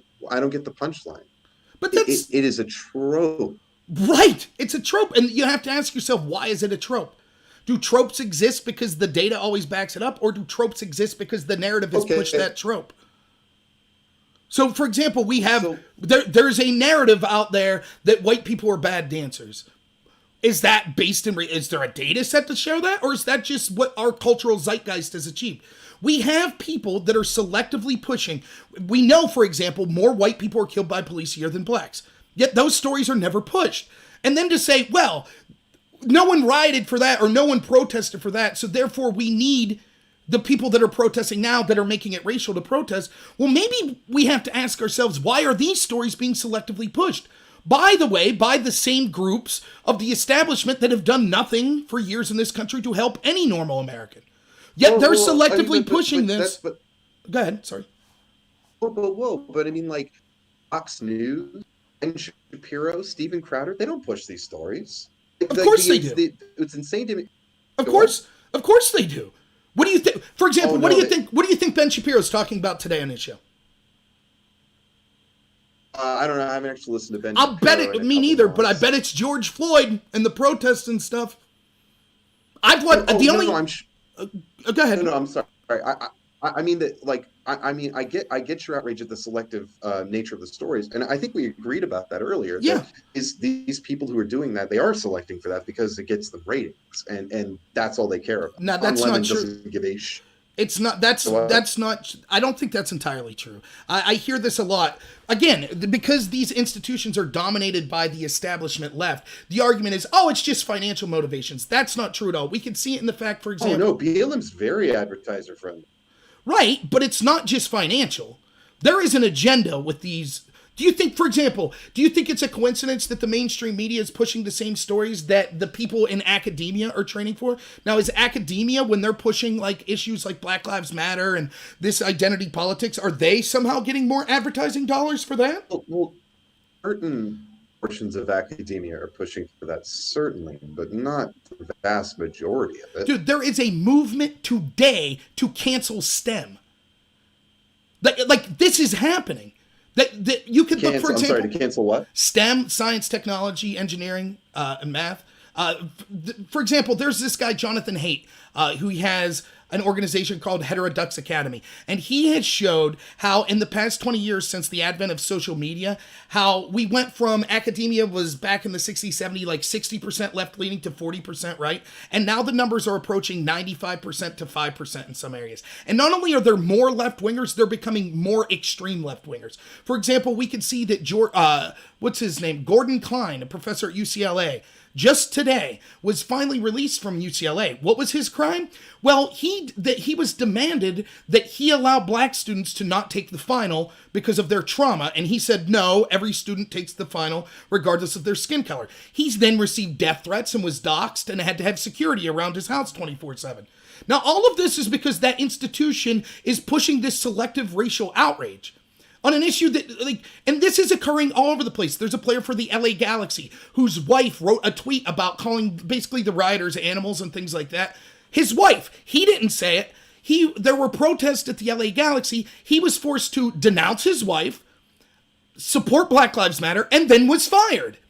Now, this is where the cultural institutions are going. But we have to, there's this pretend that no, it's all for ratings and it's not nefarious or anything like that. That's not true. This is a cultural movement that is designed to, you really don't think, just look at the elections. There are millions of people that voted for Donald Trump. You don't think there's a place in Hollywood or in the media to have basically a 50-50 split on these political issues? But we don't see that. Yeah, well, we do, though. I mean, the online media is dominated right now by the right. Fox News exists, and they're one of the most highly rated networks on cable TV. Right, which would prove that you would think there'd be more outlets like that if it was all about profitability. That's the thing. That, there's no company you'll find that is great at change. They have a brand. They can't switch that brand and risk losing the profit share they have, which they know they can lock down, and then have to jump into a pool that their competitors have said for years, CNN shit, don't watch them, they're terrible. and then try to compete with that audience. They're going to lose whatever market share they have and then take a smaller market share of a non-guaranteed pool of viewers. Like, But of course, it makes that's perfect disproven sense. by Fox. Turn on Fox. If you're not watching Hannity or Tucker, chances are you're finding someone critical of Trump, yelling about Trump. Oh, but that's the thing. Like CNBC and MSN and CNN, they used to have More right-leaning commentators, more right-leaning people on there. But as Fox News started to scoop them up, they moved farther left. And it was a simple decision of like, well, where's the money? But And why if you're is telling me that any business person would say, let's ditch our customers that we have and then move over to a new business model where at best we're going to meet parity with this other group, and I'll divide the market into two. So like that's not a good business decision. that's what It's Fox is just not. doing? That's what Fox is doing. They're moving to the left. Well, Right yeah, now. Fox. I would disagree with that, but that's a different You, topic. But just on the media real quick to prove my point. There's a lot of stories we're not covering that do not have anything to do with race or right or left. ProPublica is the only outlet I've seen report on this, online or on TV or anything. Trump DOJ has, which to be fair, I don't think this is specifically a Trump DOJ problem. It's happened with any DOJ. But the DOJ right now is refusing to see a case that several different state AGs have brought up that deals with the fact that Walmart is actively running like oh, sorry, that's my dog. I you're apologize. okay? Actively running like yeah, she saw a cat and she she had had to, go kill. They're actively running like this scheme where they're telling their pharmacists just take all these out of state prescriptions. It doesn't matter if this person's already met their prescription limit. Just keep funneling them, and it's a top down thing. There's immensely good documentation from all these state attorneys general, and the DOJ just killed it. Right, we're going through an opioid epidemic in our country.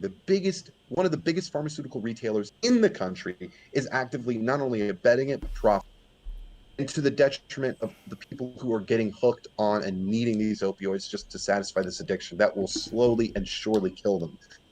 That's not being reported on CNN. That's a CNN wet dream. They're not reporting it on. They're not reporting on it at all. Because right now the bigger story is the country is racist. Well, So that's what they're reporting. This has been an ongoing story. And this has been an ongoing issue that's been reported on by ProPublica that was happening way before George Floyd. It never showed up. Well, right. I don't know that this proves something about a profit motivation. I mean, for example, I make criticisms of Trump all the time on my channel. CNN could tune into me and I could give them stories critical of Trump. Instead, they're pushing a fake Russia hoax. Or they're covering Trump eating 2 scoops of ice cream. That doesn't prove that somehow... Do you really think the covering 2 scoops of ice cream story was, we think that will get us more clicks than covering a real story of corruption about Trump? Well, they did run heroin epidemic stories, and clearly they didn't get enough press because they didn't continue to play them. But look, we could look at... So then would you agree that the entertainment industry would have a similar model to mainstream media? That it's all just profit motivation? Oh, absolutely.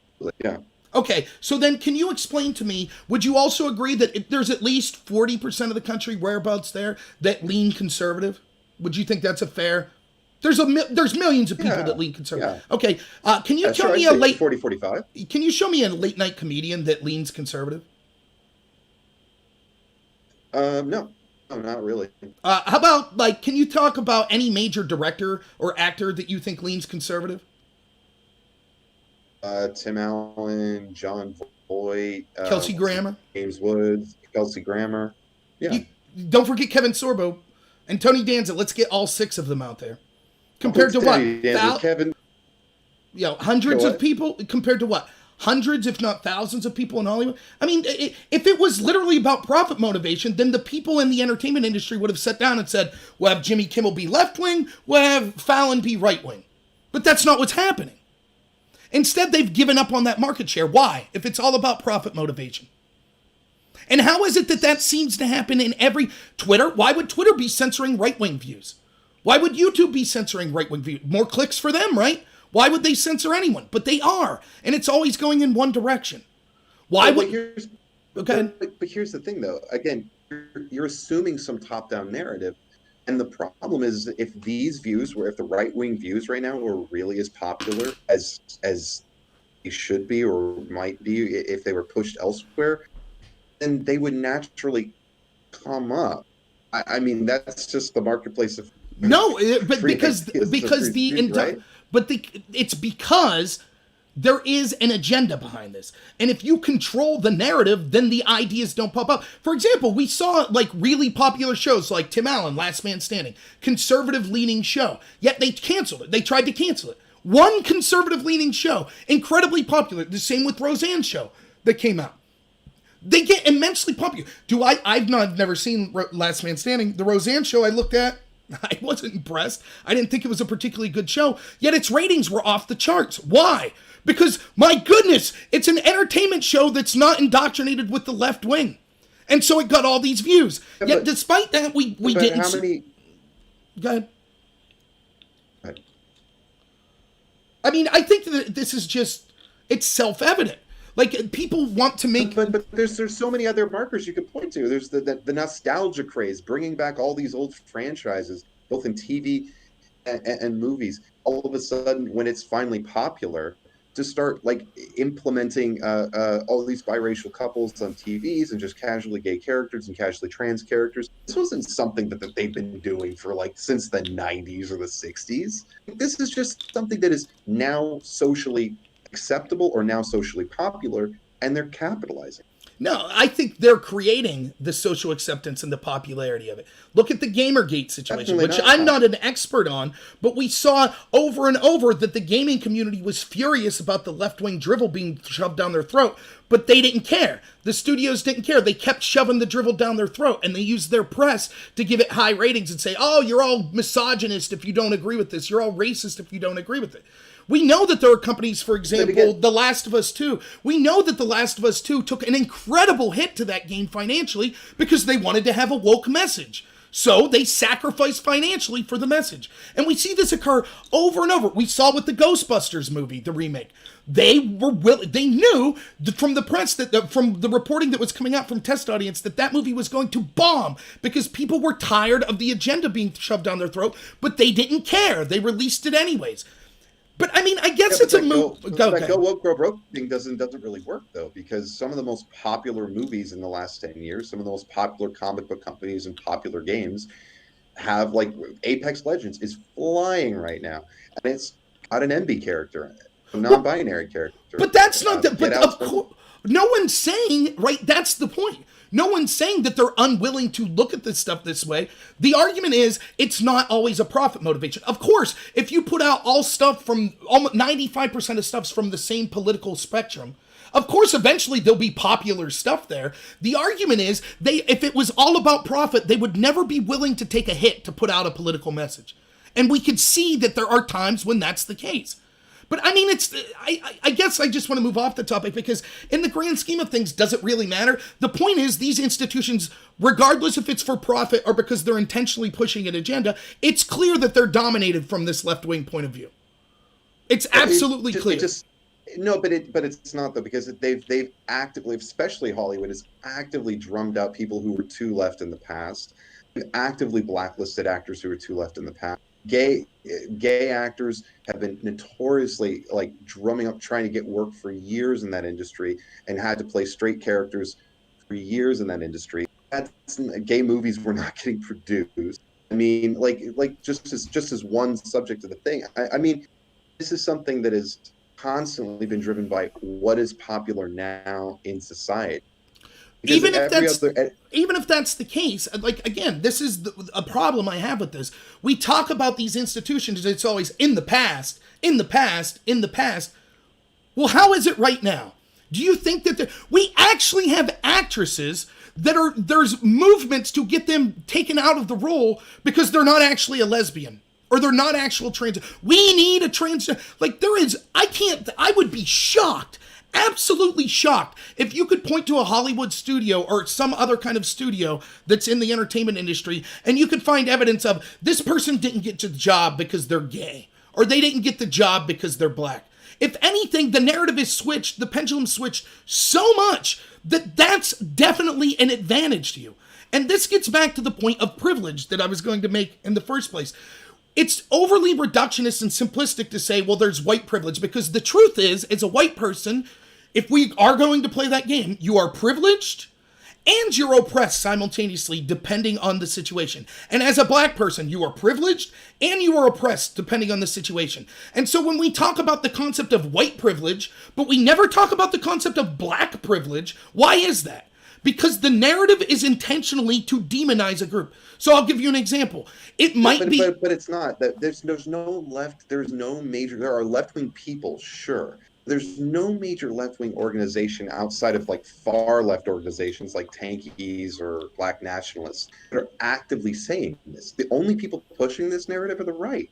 That's not true at all. Did you take a course about the problems with whiteness? It was The Color of Desire, and it was all about the differences between the kind of inherent biases surrounding gender and race. Look, there is no there when you're talking that was the about only course. That was the that's course. I just bring it up as a point that this happens at campuses all across the country, all across. We hear the concept of white. It was one course out of 20 that I could have selected. But that's your subjective. But that's your subjective experience. Like, if you want, I could get a list right now of feminist curriculums across the country. Like, if you're really saying that doesn't happen, I could find the list. But again, in order to substantiate what you're saying, one, you would have to prove that there was some kind of notable shift in these institutions suddenly preempting the trend, which doesn't exist in data. Sure it does. The Heterodux Academy shows the data quite clearly. They interview the professors. They give their own opinions on what their political beliefs are. We're starting to see in the high 90% that they're left or extreme left wing. And did that happen before or after social attitudes toward more leftist ideas took place? But what does that matter? Like, that's like saying, well, we're all more leftist, so therefore, like, it happened in the past 20 years, I guess. I don't understand the question. Like, so, okay. Well, because all these institutions were dominated and pushed this narrative, and now that narrative exists, that explains why the institutions are this way. Do you really think that 95% of this country is left-wing or extreme left-wing? Do you think that our academics should kind of be somewhat a reflection of what the population looks like? No, I don't. I don't think they should have any political standing whatsoever, to be honest. But they do. That's evident. Sure, but the problem is they're a business. If we ran education like education and not as a business, then that wouldn't be a problem. But it's in their financial interest. Do something small and meaningless to not have to avoid any amount of bad press. Because as a business, if it's up to me and it's my business, and I have to say disingenuously, oh yeah, sure, good luck. And that'll save me bad press. I won't have to put anyone on CNN to go talk about it. I won't have to rejigger any courses. I won't have to do, like anything that any business might have to do. If all I have to do is pay lip service to what the dominant pervasive theme of like what is acceptable in society is, I'm going to do that. It's in my best financial interest to do it. But that's capitalism, my friend. Okay, well then it's not capitalism because almost every institution in this country gets federal dollars. So you're acknowledging we should immediately remove all federal dollars that goes to any institution that does that. Well, they get federal dollars, but they also get money. A lot of them more irrelevant. That's irrelevant. It's irrelevant. More money from endowment. But that's irrelevant. So if they're going to be political and you're admitting, hey, they're being political because it's in their best financial interest, then we should know my taxpayer dollars shouldn't have to go to enforce that. That's really up to the government if government wants to fund it. Well, that's right. That's a government problem. That's not an institution problem. Well, and here's what we see. Like, it's incredible. Like, I just think that there's kind of, you're missing something here. And I don't mean this in a mean way, but the burden of proof you put on, well, we have to prove that systemic racism wasn't involved in George Floyd's death. Yet when I show you definitive proof of how left-leaning all the institutions currently are, you jump through incredible hoops. Well, it could just be financial motivations, and it's excused because that's the way the prevailing narrative is going now, so it's excusable, and it's this and that. Well, no, I can look back at things like the Red Scare, or what different groups of people have been accepted into colleges, and how that tracks with those things always happen after those things become socially acceptable. It happened with more left-leaning ideas on campus, with race on campuses. It happened with LGBT people on campuses. Like, those groups existed and advocated for themselves long before those institutions ever started to support them. It wasn't until society caught up that they did. That's not what we're talking about, though. It's not like, oh, gay people are on campus now. Now clearly they have to be 95% left wing. I mean, like, you can't even. It just doesn't make sense. Like, that argument, it doesn't add up. The numbers wouldn't jive. That all of a sudden, that it was like secretly, like, because what this is implying, if we take this to the logical step, is, well, the left's correct.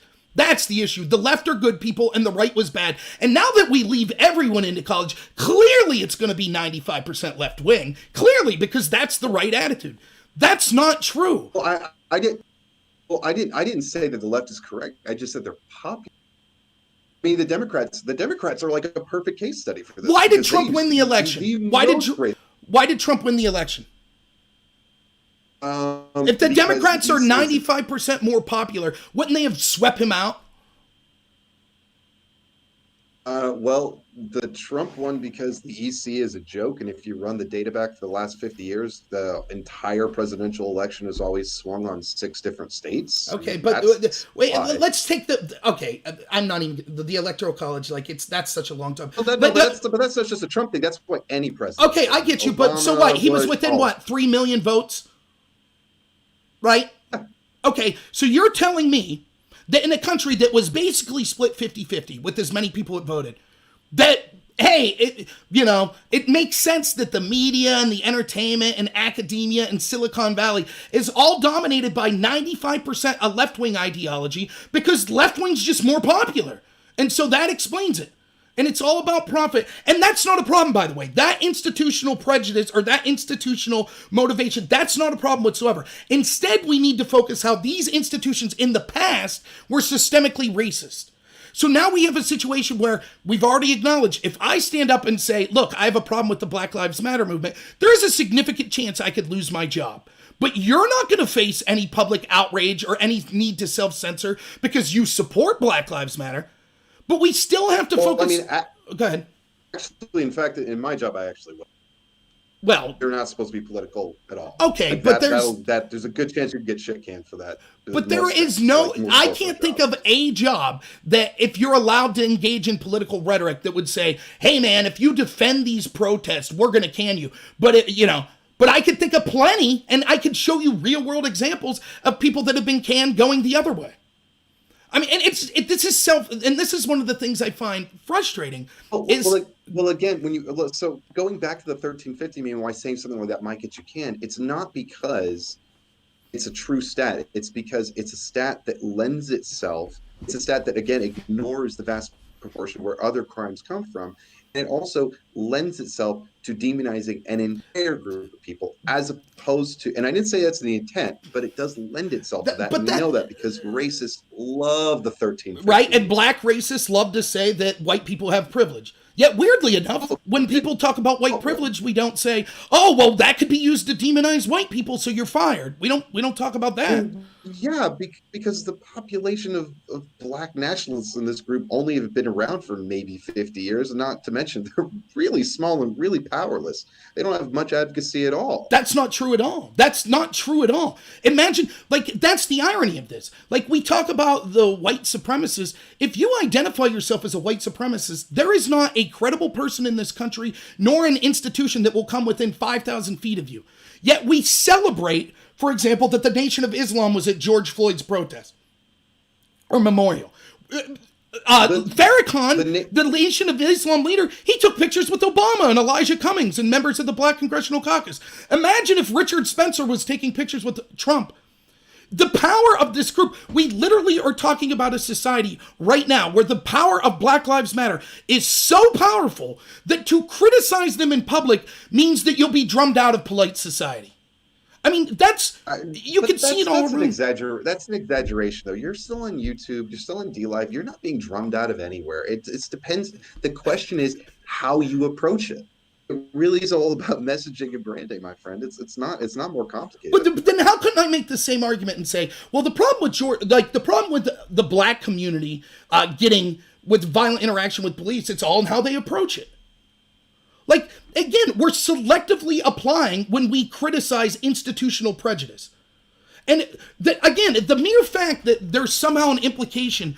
So if Black Lives Matter says black people are 3 times more likely to be killed by police than whites, I can't counter that. I can't use data to counter that, because the data I would use to say, well, wait a minute, that could be because there's more violence in the black community. The fact that you, who I think is a very reasonable person, even you could see, well, if you say that, people might look at you and say, wait a minute, that's an argument that racists could make, so you can't say that. That's literally proving my point, that I can't point to a real data set without people saying, well, you must be a racist, because these institutions are so dominated. I can't eat a thing of ice cream without... I didn't call you a racist. No. I said people could say you're acknowledging people could say I was a racist. I'm not saying you're saying I'm a racist. I'm right. Just to clear that up. You're saying people could say that. But I think that's sure. People could say that, but the problem isn't because that, well, you said one thing that wasn't in the BLM guidebook of approved phrases, so therefore you're racist. The problem is you're using something that, whether you like it or not, racists love to use. Okay, you might let's put it this way: you might be the one person in America who just really loves the shape and color and everything of the Nazi flag. You don't subscribe to Nazi beliefs. You're friends with Jews. You're incredibly good at outreach in every minority community everywhere. You just aesthetically like the costume, right? But you might see how other people could be confused why you're using that symbol. I can say the same thing. Black nationalists use the argument that of white privilege. No, we're not going to do the whataboutism, because we're focusing on specifically on the issues of systemic racism here, and I will not go on record saying that Black Lives Matter has had the best messaging or branding, or they say nothing wrong, because they do. But again, my point is that go ahead. I'm sorry. We're talking about the notion of being victimized for saying things. Part of the problem is that the message isn't. Again, you didn't bring up the different stats regarding the level of violence overall in the Black community, or the fact that 50% of the crimes are committed outside of the Black community, which are, again, a higher portion of our population, and thereby statistically more dangerous than any Black community you're going to be in. Wait. Say that again. Repeat that. I'm sorry. You cut out a little. Can you repeat that? What's more dangerous? Yeah. So if Black people are only 13% of the population, 50% of the violent crimes happen across 87% of the population, then anywhere else you go is actually stand a better chance of potentially getting into a violent encounter. No, I mean, But the argument is. But the point is that you didn't bring those stats up. You latched on to this one issue. And again, I started this conversation saying, I don't know if we said it on stream or not, but I know you're not a racist. So that's not up for debate. Yeah. I'm not debating if you are or not. But you might see where people can get the wrong idea, because you run to this 1350 thing, and that has a lot of negative connotations to it. Whether you like those connotations or not, they exist. It's just brute fact.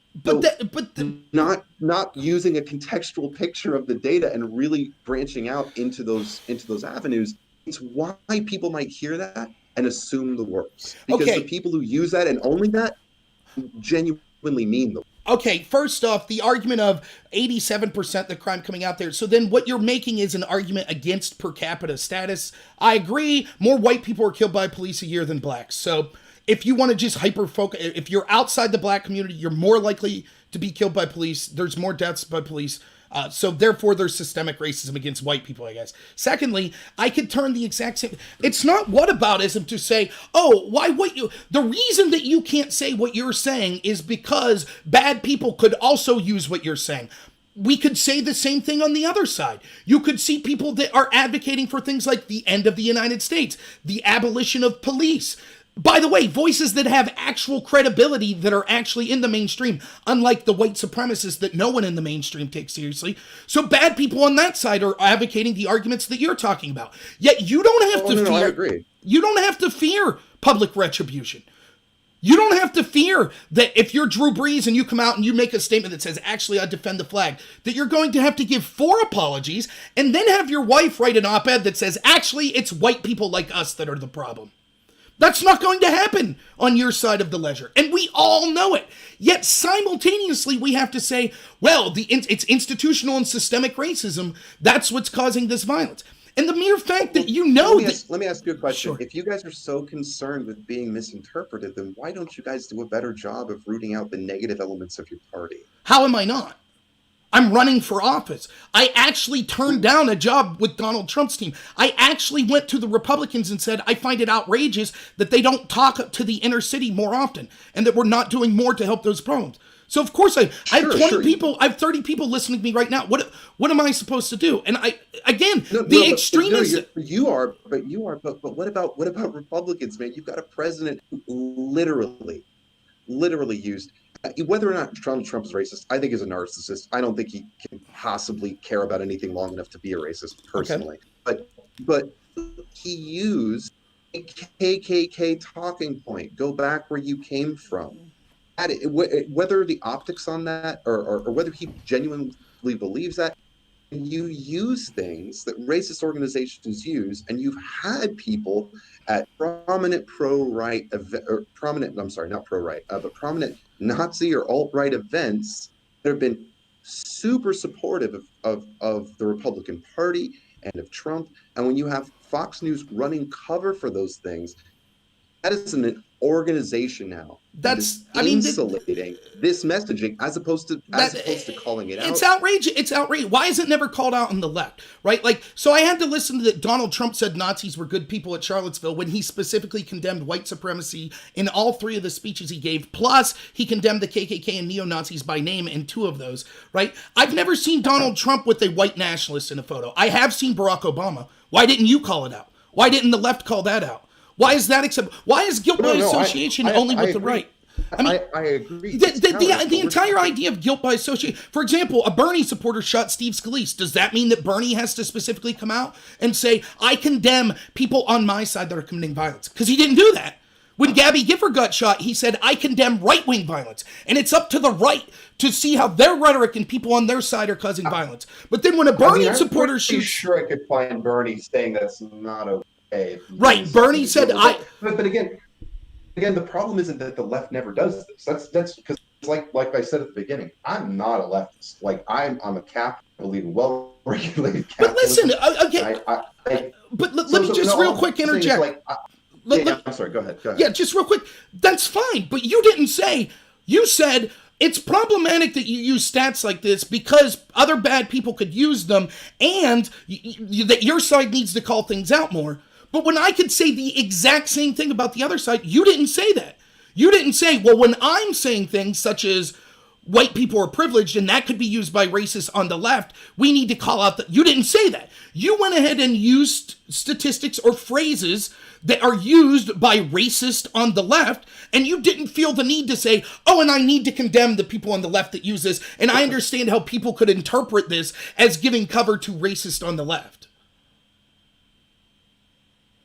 Yeah, but the problem is scope there, man. I mean, like, there's no Democrat out there saying, well, let me rephrase that. There are a few Democrats, and I feel like they've also been lambasted by their own party. To be fair, because I know Ilhan Omar, AOC, one of the other of the squad have said things that Nancy Pelosi has directly come out against. I'm not outing Nancy Pelosi; she's a garbage human. But the Democrats do that. The left does do that. The left is a pretty fractious group right now. But listen, why we can't get people like Bernie elected. The point I'm trying to make, though, is that what we don't see from the left, that we see from the right constantly, and it may not be used. We see from the right as an organization, at least as politics on the left, as the Republican Party, is running cover for this bad messaging, as opposed to address. Can you show me one Democrat that called out Barack Obama for taking a photo with Louis Farrakhan? Just one. Yeah, if you give me a second to Google, I'm sure I can find it. Because he had to come out against Farrakhan himself. So we acknowledge that that's remember. worse than what Trump did. You say Trump used a phrase that white supremacists once used, where we have Barack Obama, the president and leader of the Democrats, taking a picture with a black nationalist that hates Jews. And he said, well, maybe that wasn't the best photo op. Let's see. Democrats who called out Barack for Farrakhan. Obama, that'll probably come up faster. Yeah. Yeah, isn't that weird that we call him Obama? I mean, I guess, but Barack seems like a name like Madonna that you could have just stood in its own, I feel. Yeah, it really does. Let's see here. I do have a Washington, well, that's an opinion piece, so it's probably not from a leftist, to be fair. I have Obama denounces Farrakhan endorsements. And again, if I can just quibble over the details for a bit, I first of all, I absolutely agree that 100% that the left does not police their own. It's me and a very leftist buddy actually he's convinced that the only reason Hillary Clinton didn't get elected was because she's a woman. And I would argue that it's because she's a slimy con man who's involved in all number of almost crimes. Right. Like anyone else would probably be sent to prison for these types of crimes, of thing. Yeah, I agree. But listen, the point just real quick on the Farrakhan thing is, you said that what the right does that the left doesn't do is give cover to this stuff. And then you said, but I agree, the left never calls this stuff out. I mean, it is, to me, self-evident. And if you want to, wait. But I know where you're going with this. But my point is, though, is like you and me, we can't control what the left does. Right? You and me, people who are not on the left, we can't control that stuff. But right now, what is not coming out of the left is a lot of people parroting things that just so happen to be really lockstep with a lot of racist beliefs. Yes, they are. So they literally are. They literally are. We literally have people on the left celebrating making white people wash the feet of black people. We literally have people on the left saying that white people are born with kind of this original sin, that they're responsible for the sins of their ancestors. This is what racist and black nationalists. There's no 100-year-old organization out there. Why does that matter? That is. Well, when we talked about systemic racism being the legacy of racist institutions, that kind of matters. And the fact that some of these organizations are still around and some of these sentiments are still around is a problem. Okay, I don't understand why your racist rhetoric only matters. It doesn't matter if you're being super racist right now, as long as your organization isn't 100 years old. But fine, if that's the game. It's not that the fact that the organization exists isn't the standard. It's everything that comes with. The Democratic Party is the party of slavery and Jim Crow. They still exist.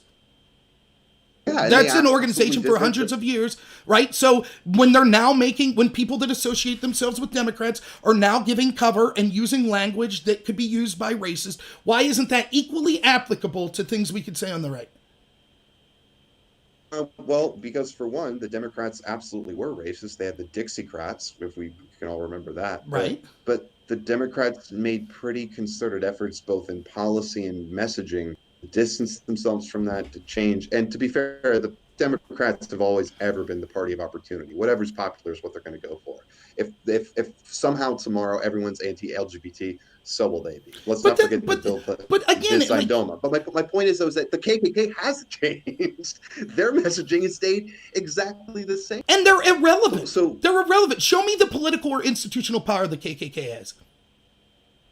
What we just talked about. The president of the United States just used one of their most famous and old-timey talking points, stuff you can find in documents of theirs from the 1800s. But that's outrageous. Like, this is like, Trump said make America great again, and that's racist. But when Bill Clinton said it in 96, it wasn't racist. Like, that's the type of stuff we're talking. Give me the context of when Trump said go back to where you came from. What's the quote? Give me the context. I could probably find the tweet, but he was talking about the 4 members of the squad, all of whom are American citizens, 3 of whom were born here, and one of which has been a citizen of our country since she was a teenager. And he basically said, if something to the effect of like, if you think something like you should go back where you came from and change those places before you comment on our stuff, which is ridiculous. Okay, so that statement proves that the KKK has political power in the United States. Well, no, do you think that it's that one I lost you there. organization? Oh, sorry, am I back? Yeah, yeah, yeah. Okay.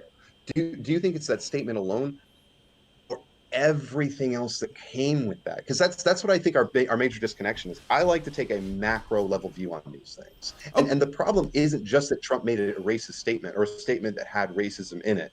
It's the fact that no one in the major media outlets that support the right, the leaders of the right, the ancillary people in the online communities didn't call it out as racist. we have an But here entire you are. party. We have an entire party that is right now pushing the racist angle that this is a systemically racist country that has benefited white people and white privilege and all that. An entire party that is pushing that racial division.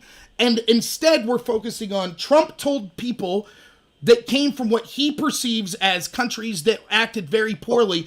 Before you criticize how our country's wrong and say it's terrible, you should go back there. Is that the best statement? No. Is that somehow proof that the racism on the right, that a group like the KKK has political power? No. Whereas we could literally see right now in real time the institutional and political power that racists on the other side have. For God's sakes, we literally just had a memorial service covered by every major media company where the Nation of Islam was running security and got applause. I haven't. Please show me one Democrat that called that out. Well, okay. Well, what's the institutional power that the Nation of Islam has? Because if the KKK. The Nation of Sorry. Islam, some of their agendas include things like disbanding the police and dismantling the United States government and separating from it. Oh, And what do that we ACAP see? no, that ACAP stuff is that's destructive and useless. But it's part of the narrative now. If I would have told you 4 weeks ago the Democrats will make a serious position that we should abolish the police, you would have laughed at me. Now it's a serious position, and that's part of the agenda of these racists. That's part of the agenda. Okay, but here's what I don't get. Here's what I don't get. You can see.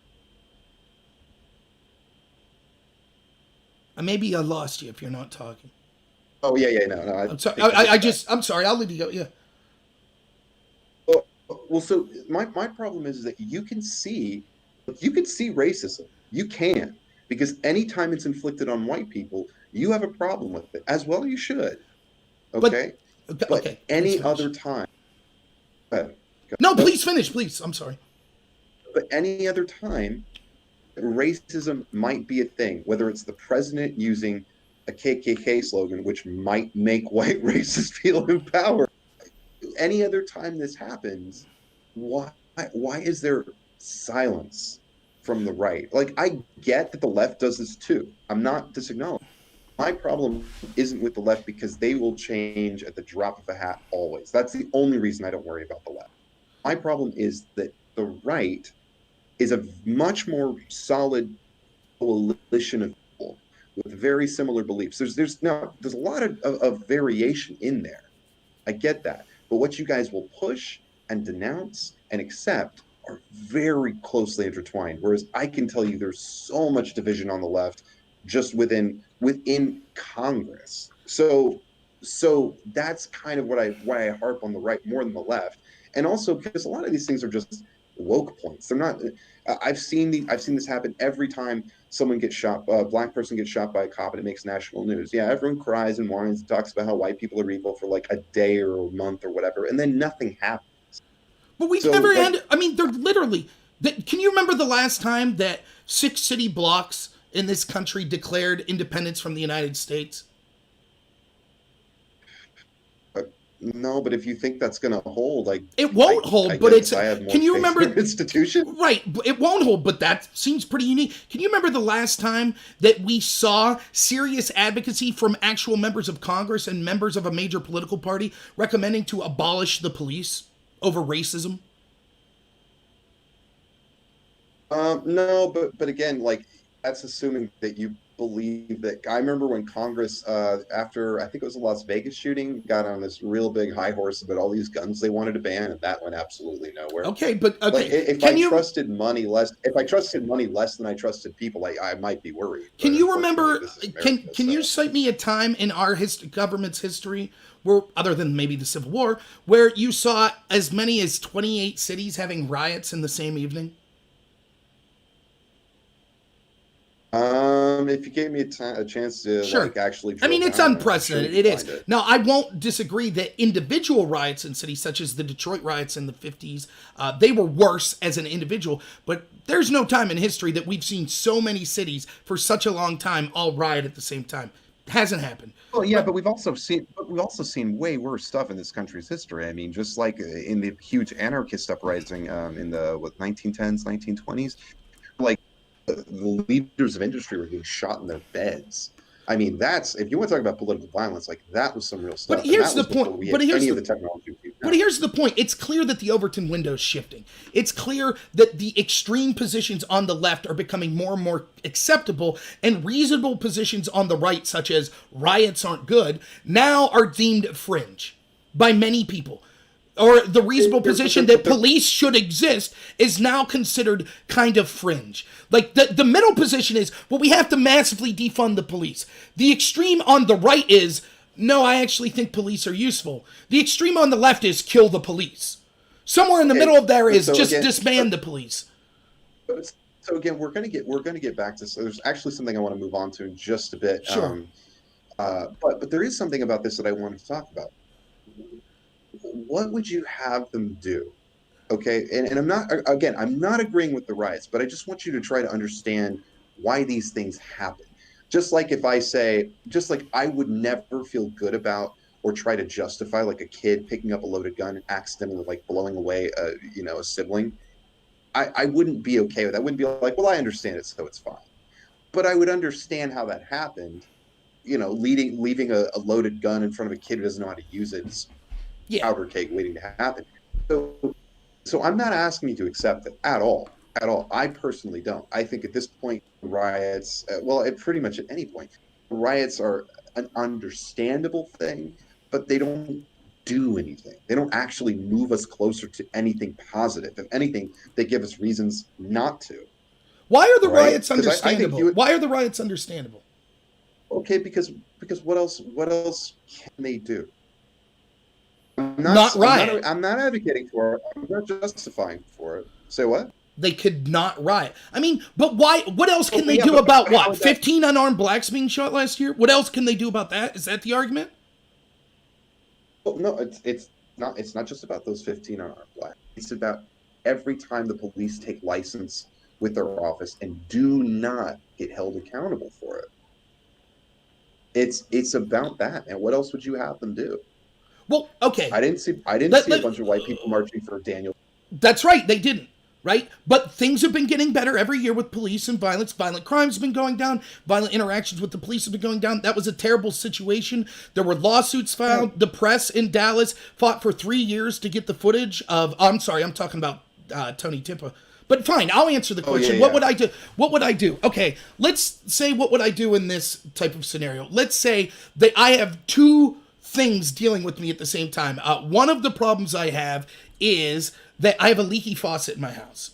And the other problem I have is that my roof is literally caving in as we speak. Well, I have to do something, so I might do something extreme, like, take out another mortgage or whatever to fix my house. Anyways, I deal with the roof, right? That's what I would do. So in a community where 15 unarmed blacks were killed, there's understandable that they're rioting, apparently, but they don't have anything to say about the 7,000 blacks that were killed from homicide, from other blacks. No riots over that. No concern over that. Again, because those people have a system under which they could be held accountable. That's the legal system of the United States. The same is true of the police. It might not always work. Absolutely not true. So your claim is, so then if we looked at this, you would say, let's assume that all 15 unarmed blacks that were shot last year, all 15 of them, the cops were racist, murderous thugs. They did it. They got away with it and faced no justice. Well, just for the sake of this argument, assume that. You're telling me that there weren't more than 15 homicides that went unsolved in the black community, or more than 15 people that got off for a crime when they actually committed the homicide? No. What I'm saying is that the police have it's well documented, the blue wall, the fact that most of the incidents, not just with black people, but with violent police officers, most of the time they come from precincts where they don't get that background data. They have less of a threshold to see what their previous job performance was than, again, McDonald's. They I mean, New York absolutely will not let citizens FOIA their whatchamacallit, disciplinary record. So like there's no accountability, there's no visibility, there's no transparency. And we wonder why communities, whether we can drill down on the data or not, they feel persecuted by this. Okay, enough so that enough people feel that. Okay. With them. Okay, so let me ask you this. There are plenty of people in my community as conservatives that feel that these institutions are incredibly biased and harmful to them, to the point where they've lost jobs, they've lost livelihoods, all kinds of things. Would it be understandable for conservatives to riot against these institutions? They have no recourse. Would that be understandable? It wouldn't be right, but it would be understandable. Yeah. I totally disagree.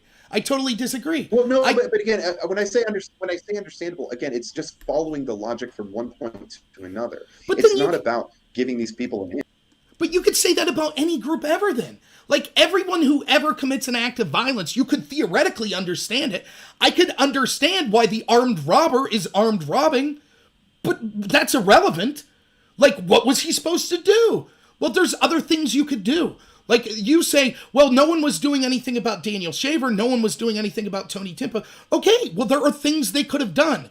Not doing those things and then jumping straight to, well, I'm going to riot. That's not an answer. And again, with the George Floyd case, this has been something that has been documented and not taken care of for all races. But name me a public figure that was against the charging of George Floyd.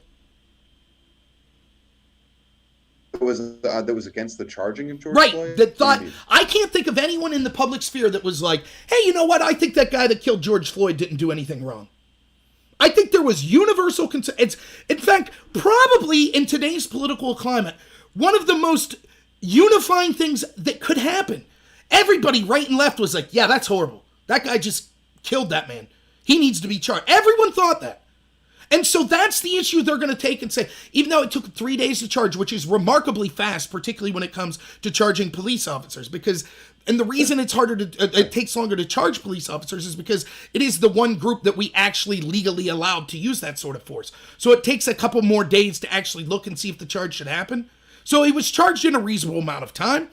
He's, at this point, second-degree murder might even be an overcharge. But whatever, he was charged. The DOJ said we're looking into it. Everybody in their right mind was like, yeah, this needs to happen. And riots are understandable as a result of that. And let's not forget, these riots are occurring at the exact same time that the people that are saying that it's understandable was telling the rest of the country, you can't go to work or you'll cause millions of people to die under a virus. But at that point in time, the riots were understandable. I refuse to agree with that. Sorry. Okay, so let me put it on a personal. All right, let's say you go out with your wife to a bar. Okay. Right? And I keep slapping her ass every time I'm in the bar with y'all, right? Right. Or maybe not even every time. Maybe just like every 5th time. Maybe every 10th time. Okay. Right? How much of that do you take before you take a swing at me? You call the cops, they say, well, we didn't see nothing, so we can't really. But this is a fact. How many times? I don't know exactly, but yes, I'll concede I would eventually take a swing at you. So if the people wanted to riot, if the people wanted to go to Officer Chauvin's house and burn it down, okay, maybe that argument makes sense. Explain to me how beating up a shop owner and burning down is understandable. That's not. See, I hear this argument all the time. Like, oh, well, if it was your family, go ahead. That's just right. I mean, I hate to say it, but man, that's just, if you got a problem with that, you got a problem with humans, because that's just riot behavior. They do this when the Lakers win. Like, I don't think any of the Lakers fans who left after they won the championship and tore the city apart were like had a political bent or hated the fact that they won. But it's like, we know this from like as back as early as like St. Thomas Aquinas. When you get big groups of people together, there's no restriction on how they behave. Things always get out of hand. Okay. It's why I'm not a fan of or support them. I'm just saying I see the genesis of this. I But see why this happened. But I could make the exact same argument. Bias is inevitable. There's no way to solve it. That's human nature. So what's the protest about again? If I can't criticize the riot because, well, hey, that's human nature, then why can you criticize bias in policing? Hey, it's human nature. But we are criticizing bias in police, right? So why wouldn't we criticize the riots? Well, dude, you should criticize the riots. I absolutely think you should. I'm not, again, I'm not for the riots. Right, I understand. You're just saying right, yeah. Right, and the same, you should, human behavior isn't an excuse for me. It's understandable how these things happen. You have a series of point A where people feel apparently very unanimously that they are not being well served by the police, that they're being actually disproportionately infringed on by the police. Point B, nothing gets done for years. Point C, while a licensed or a firefighter who is a medical professional is telling police to get off this guy's neck, and as this guy's screaming he can't breathe, nothing is done. And why would you expect anything else to change about the policing? It's great these people were charged, but the problem isn't with these specific officers. The problem is this system they exist under allowed them to do this. And the problem is that we see this so frequently, that police officers not getting disciplined for bad behavior or getting fired, then going to another precinct. Like, so again, what's the solution? Well, there's plenty of solutions. Like, you could disband police unions, you could have civilian oversight and things like that. But I wouldn't disband police unions. Why not? I mean, wouldn't it be understandable though? Right? Wouldn't it be understandable? Well, okay, so let me give you a great reason. Actually, this is actually unfortunately this is a destiny point for me. He was talking to a riot officer actually recently. Yeah. And the riot officer made a really good point that whole body can't push, right? Which is a good thing, but that's an incredible amount of infrastructure.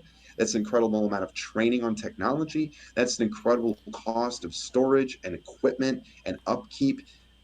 And who is going to advocate for that? Because so far, local government hasn't. And I think we probably come down on the same side. Local government's probably the worst people to be in. But again, there's no effort. There's no effort. There's no concern, and it's not just for the black citizens. It's for any citizens. I don't know. So, but then why is things? I just don't. I just. This is what I don't understand, right? Like, it's like, okay, there's a problem. Like I could literally say this about any problem. I could be like, I think that it's ridiculous that, I keep voting in the primaries for people that I think are going to hold my beliefs. For example, I think that taxation and deficit spending is terrible. No matter who I vote for, there's deficit spending. So I should riot. It's understandable. Like, no. Again, I think you're conflating understandable with acceptable. Okay. What am I supposed to do then? That's what I don't get. So what you're saying is, well, they should have protested. What else are they supposed to do? Okay, sure, protest. No one has a problem with that. Okay. Yeah, no, and I agree with that. I think BLM really has done a shitty job. Sorry, but I don't. So then I guess this is like, here's. I don't think you're saying anything that I really. Like, we're having disagreements, right? We're having disagreements, but like the statements you're making, it's like, well, racism kind of happens in all directions, and it's just this very small percentage of the black community that's kind of being affected by the police violence, and we need to do something because police tend to get off the hook. So, and I don't support the rioting, but I think it's understandable. But what else were people supposed to do? Like, these are all positions that basically 99% of the country agrees with. Like, I guess, sure, yeah, they should protest. Okay. I don't, the problem is, and my original contention is, the focus on the racial aspect, which you meant is just an amplifier, and it could also amplify violence against white people by police and violence against men by, it's just an amplifier. It's not the core cause. The problem is, it is being used not by a fringe, but a mainstream group in order to push a political agenda that has to do with things like disband the cops, dismantle the systems of government because they're systemically do you honestly think that if black people are let's say BLM gets everything they want. Okay. Ops suddenly overnight in this fantasy world just stop. There's no racial component to policing whatsoever on any level. And not only that, the way that we've seen them treat Black people on film, that BLM objects to again. Do you think that won't also spill over to white people, Latinos, Asians? Like, do you think that that there's no net gain for all of us if BLM gets their objectives accomplished? Okay, so then if that's true, yes, I think that there will be net gains, but the net losses will be far superior because many of the leaders of BLM are talking about dismantling the. Not getting choked to death. I'm sorry, I didn't hear that. But what net? Well, no, I know, I get what you're saying. Like, I'm against the ACAP stuff. Like I said, I'm a regulation guy. I strongly believe in regulation because I've seen firsthand what a deregulated market does, and it does not behave well. And it's the same thing with police. I don't think they need to be abolished, and I think the riots and all that are abhorrent. Because again, I can understand why they happen, but I don't accept that they're continuing to happen. They're hurting their local community. They're making a really good case for why we need more police, right? That are only going to keep doing the same thing. So they're really kind of shooting themselves in the foot. Right. So one, we have that they're making the reforms that they want less likely because of the racial focus. Yeah. That's causing division and causing absolutely. Okay, so that's one. So is the focus on race making it more likely to get reforms? I say no. That's my argument. Okay. Then next up, if we gave these people all the reforms that they wanted, would it be a net benefit to all people in this country? Well, I guess that depends on what Black Lives Matter leader you're talking about. Is it the group that's praising the Nation of Islam for running security at George Floyd's memorial? Is it Al Sharpton and his goals? Is it the groups that saying disband the police? Is it the groups that are saying kill white people that are marching in the street?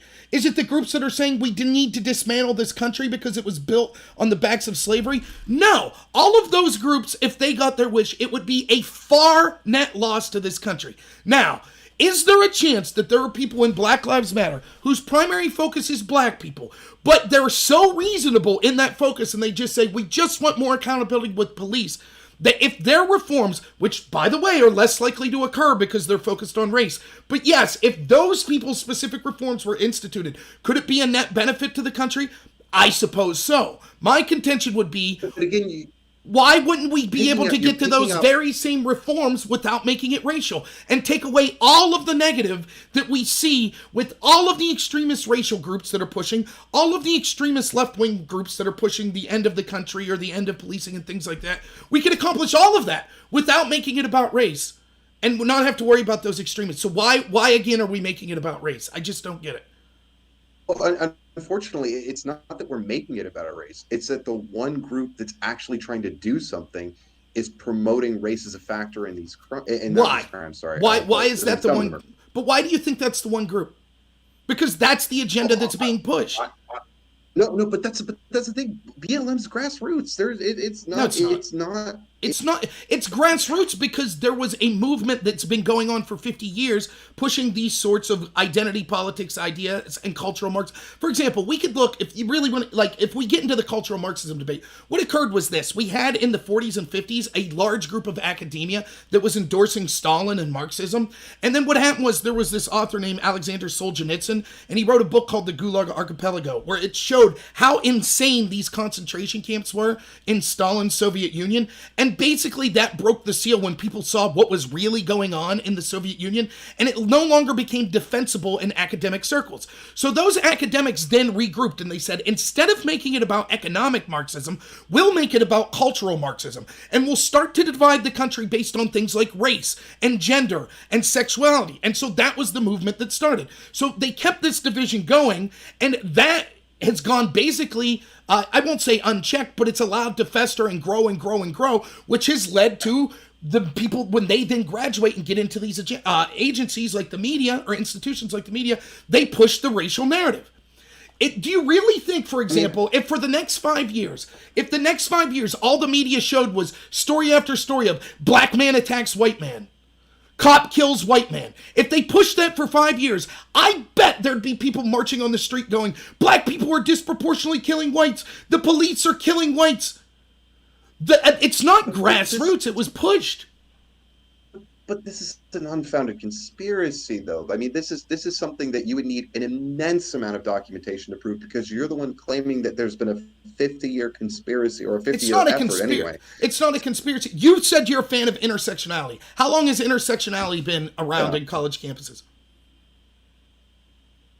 Oh, as a theory, I'm not sure. It's risen to prominence in the last 20 years. Yeah, it's been around for at least 40, 50. That's what I'm talking about. What's the theory of intersectionality?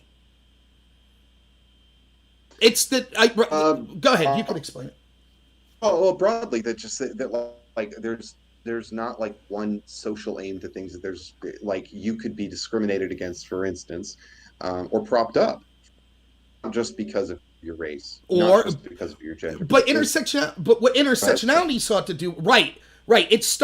See, the problem was, and I've done this in debate, right? What happens when a group A stands up and says, I'm discriminated in this country, and this country is terrible because of my race. But Group B stands up and says, well, I'm discriminated because of my gender. So how do you quantify that? How do you qualify which one is... So what intersectionality sought to do was said, actually, you're both allied in your oppression. And the groups, there are other groups, the opposite groups of you are oppressors, right? So white is oppressor, and not white is oppressed. Male is oppressor, and not male is oppressed. Christian is oppressor, and on and on and on, and we go through all these groups. And that's how you get with intersectionality, for example, you get these strange allies where we have the gay community that is now allied with radical Islam. Why? Well, because you're both oppressed by the oppressor groups in this country, which happen to be white, male, Christian, and that's what intersection. Wait, what LGBTQ group is allied with not just Islam, but like radical Islam? Well, they're for example, look at what a lot of people were talking about in the LGBT community in Orlando when the nightclub shooting happened. They were basically being told, like, hey, you can't bring up this issue. Don't make it about Islam. When it clearly was. It's the same, for example, it's the same thing we could see where we see, for example, in Germany, there was New Year's one time. There was something like allegedly 460 something sexual assaults that occurred in public by people from immigrant Muslim communities. Yet we have articles where women were writing, I didn't want to speak up because, they're oppressed as immigrants, and so I couldn't speak up because I was privileged in that sense, so I deserve to be let. We literally see articles... And I'd have to go over the data. Forget about the data. There were people that were saying, for example, a better example, we see people right now, I read a letter today that said, my shop got burned down by protesters, but it's okay, I deserved it, I have privilege. That's what I'm talking about. This is the mentality. This has been pushed in school. You said at least 20 years. It's been longer than that. But that's what I'm talking about. When I talk about, it's not a conspiracy. You acknowledge it's been there for at least 20 years. And this was... Oh, no, it just rose to prominence 20 years. Okay, sure well, then if we're quibbling if it's a conspiracy, was it 40 years old or 20 years old? Okay, but it's not a conspiracy. It exists. You might question what kind of influence it had. But it is... I mean, I don't know how to make this point. It is clear to me that these stories are being selectively pushed. It's clear. It's clear as day to me.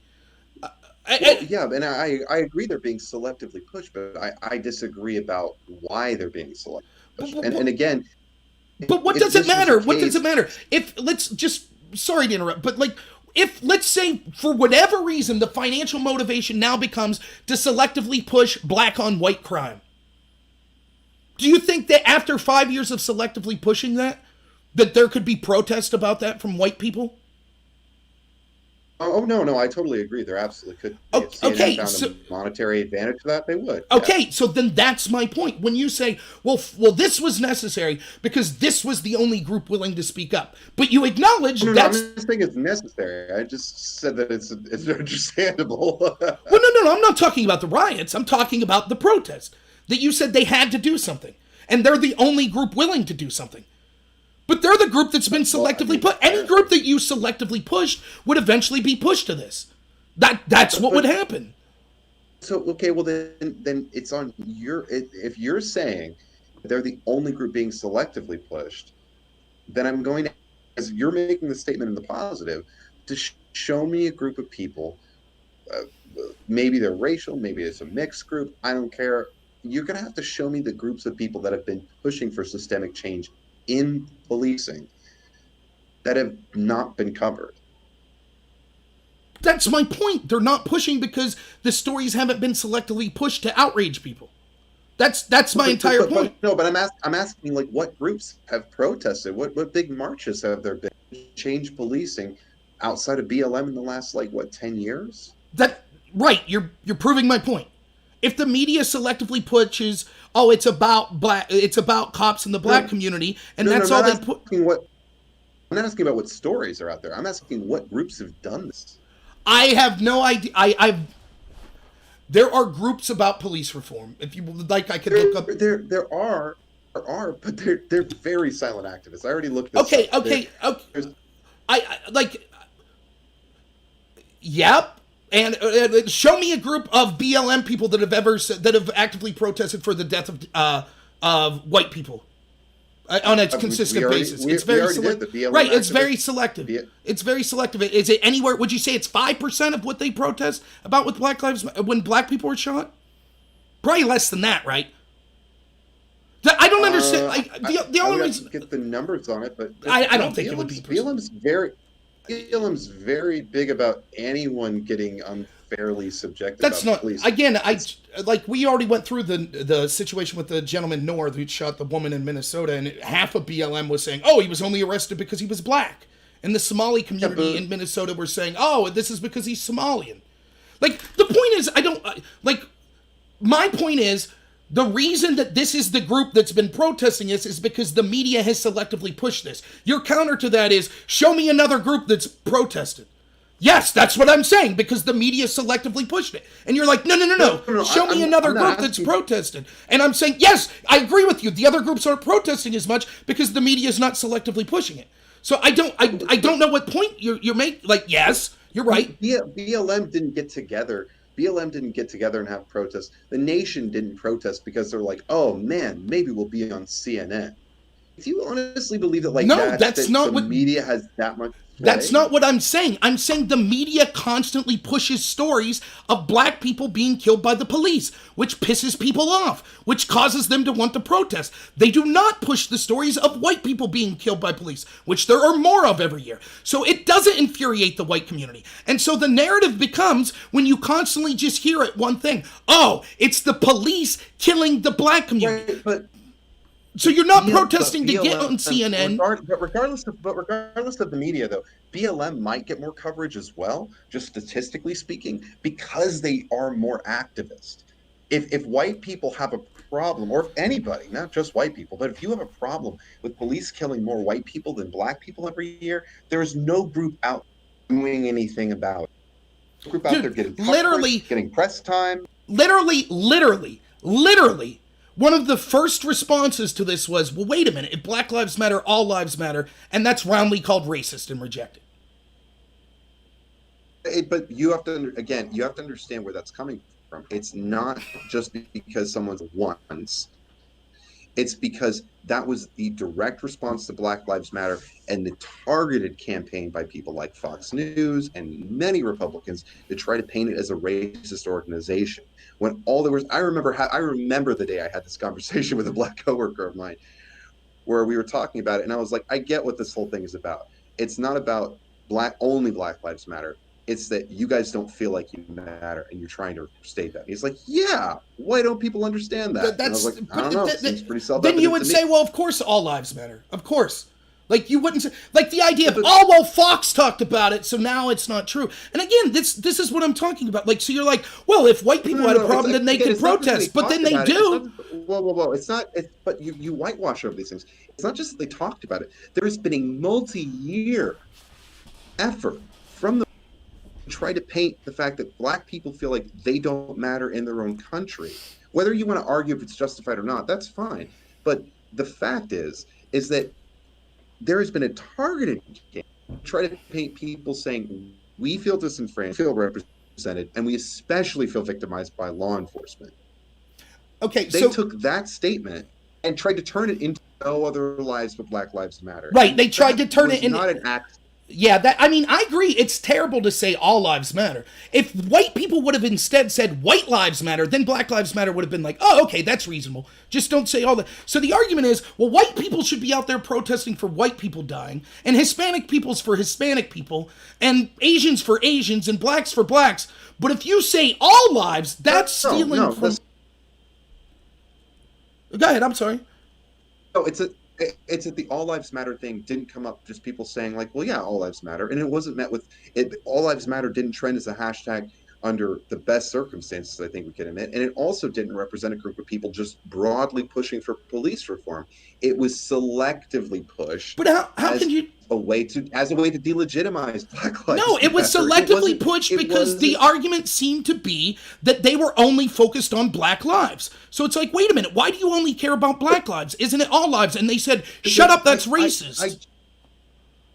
I just explained to you, like just now, that is not the case. How a black person was exactly sympathetic to the fact that I understood. He was relieved at the fact that I understood what it meant. But that okay. Like let me say that. Would you agree that Black Lives Matter is not monolithic? That there are people in it that believe different things? Would I believe there's like individuals in it? No, like there are significant, well codified. That there's significant divisions in even what they want. Not just like, oh, this individual, this you don't. Okay, so then when Black Lives Matter chanted "pigs in a blanket, fry 'em like bacon," you agree that's the message of Black Lives Matter? I agree that was the message of that one Black Lives Matter protest, but they haven't gone on record as trying to push that. Oh, so then there's their message. So okay, so then there could be groupings of people in there that have different messages. With like every loosely codified movement that doesn't have a central leadership, yeah. Okay, so then could it be that people were saying all lives matter for different reasons? It could be. The only problem is that you cannot point to me like dozen of different Fox News segments, the dozen of different media leading media outlets, or people on Twitter, or people there's not a lot of division in that message. Even you glommed right onto it. Right, I glommed. This is exactly what we see happening. People will take these symbols. We got a lot of debate over what they believe and what they want, and their aims and how they're good and how they're bad. We've had that discussion. But listen, there is no daylight between what the All Lives Matter thing was supposed to be and what it ended up being. I mean, it ended up being because people on your side or that believe in the Black Lives Matter movement, they get to determine what language means. That's the problem, right? They get to say... No, I didn't control Laura Ingram's segment on it. Well, I didn't control... but they get to control that. If you... I didn't control John Hannity's segment. No, but they control, not you. They control what all lives matter means. I can say what Don Lemon said in his single segment, what Black Lives Matter mean. I can say what Charlemagne the God says what Black Lives Matter mean. I can say what the protesters in Minneapolis that said it means abolish all police, what it means. I could show Black Lives Matter people saying, chanting death to the police. I could show them chanting death to white people. But I don't get to say, they're like, oh, no, Black Lives Matter, it's nuanced. We can't just hammer it down on one issue. But all lives matter obviously means you're racist and you don't care about black lives. I mean, it's Orwellian. To say all lives matter means that you don't care about black lives, but to say Black Lives Matter means you do care about all lives. So let me get this straight real quick. You honestly believe that Black Lives Matter was a call to disregard all other life on the planet that existed out of their specific pigmentation of skin? No, I believe that what it was. So then, okay. So no. Just real quick. It doesn't need to be a whole conversation. So I just want to really nail you down on this point because I need to get to why this matters. Okay. Okay. So you never at any point the time that BLM has existed thought that they honestly advocated for Black Lives Matter above everyone else or to the exclusion of everyone else, right? Yes, they did above everyone else. I won't say to the exclusion. Okay. And I offered you an alternative explanation. I remember a time when all of the black people in the office and I were talking about the times we've been stopped by cops and our experiences were wildly different. that Black Lives Matter has gone on record and has said multiple. It's not that no lives matter; it's that they feel that their lives don't matter. Like, Okay. if I chip cookies, do you think I hate every other cookie? This would be the equivalent of saying that if there's a group out there that's advocated for, say, financial reforms or for healthcare, but all they talked about was white communities, and some black people said, wait a minute, like your entire focus is on white communities. What about our communities? And the white people said, oh yeah, we care about you too. Anyways, back to the white communities. Like, you would say, well, wait a minute. If you cared about the black community, wouldn't you say, hey, we want to increase things for communities of all color? But you just keep talking about white communities. And then when we say, well, wait a minute, that seems like your energy is way more focused on white people. Why wouldn't you be advocating for all communities? And I was like, all communities? Well, that's racist. You clearly don't care about white communities if you want me to talk about all communities. That would be nonsensical. You would say, of course, that's stupid. Now, I would say, but show me any proof. Just because I said white communities matter, that doesn't mean I was saying black communities didn't matter. I just spent all my time focused on white communities. And people were trying to say, no, we'd like to come together. We'd like to say that police brutality is bad. We'd like to say that we need reforms, but everyone's life matters. And you're like, no, that's racist. It's Black Lives Matter, but Black Lives Matter really means all lives matter. So if you say all lives matter, that's somehow you being prejudiced. And I understand what your friend's saying. Okay. So I see. So you're against all forms of community advocacy? No. Not at all. What's wrong with this? There's nothing wrong. Then there's nothing wrong with saying, yes, and we would like to take that to apply that it matters to all communities. There's nothing wrong with that either. So but do you see the disingenuous in this though? That you can say all lives matter. That's fine. But at the same time that the Black Lives Matter group is trying to get police reform to be a thing, everyone else is just saying, well, all lives matter. But by the way, we're not going to actually do anything to target police reform.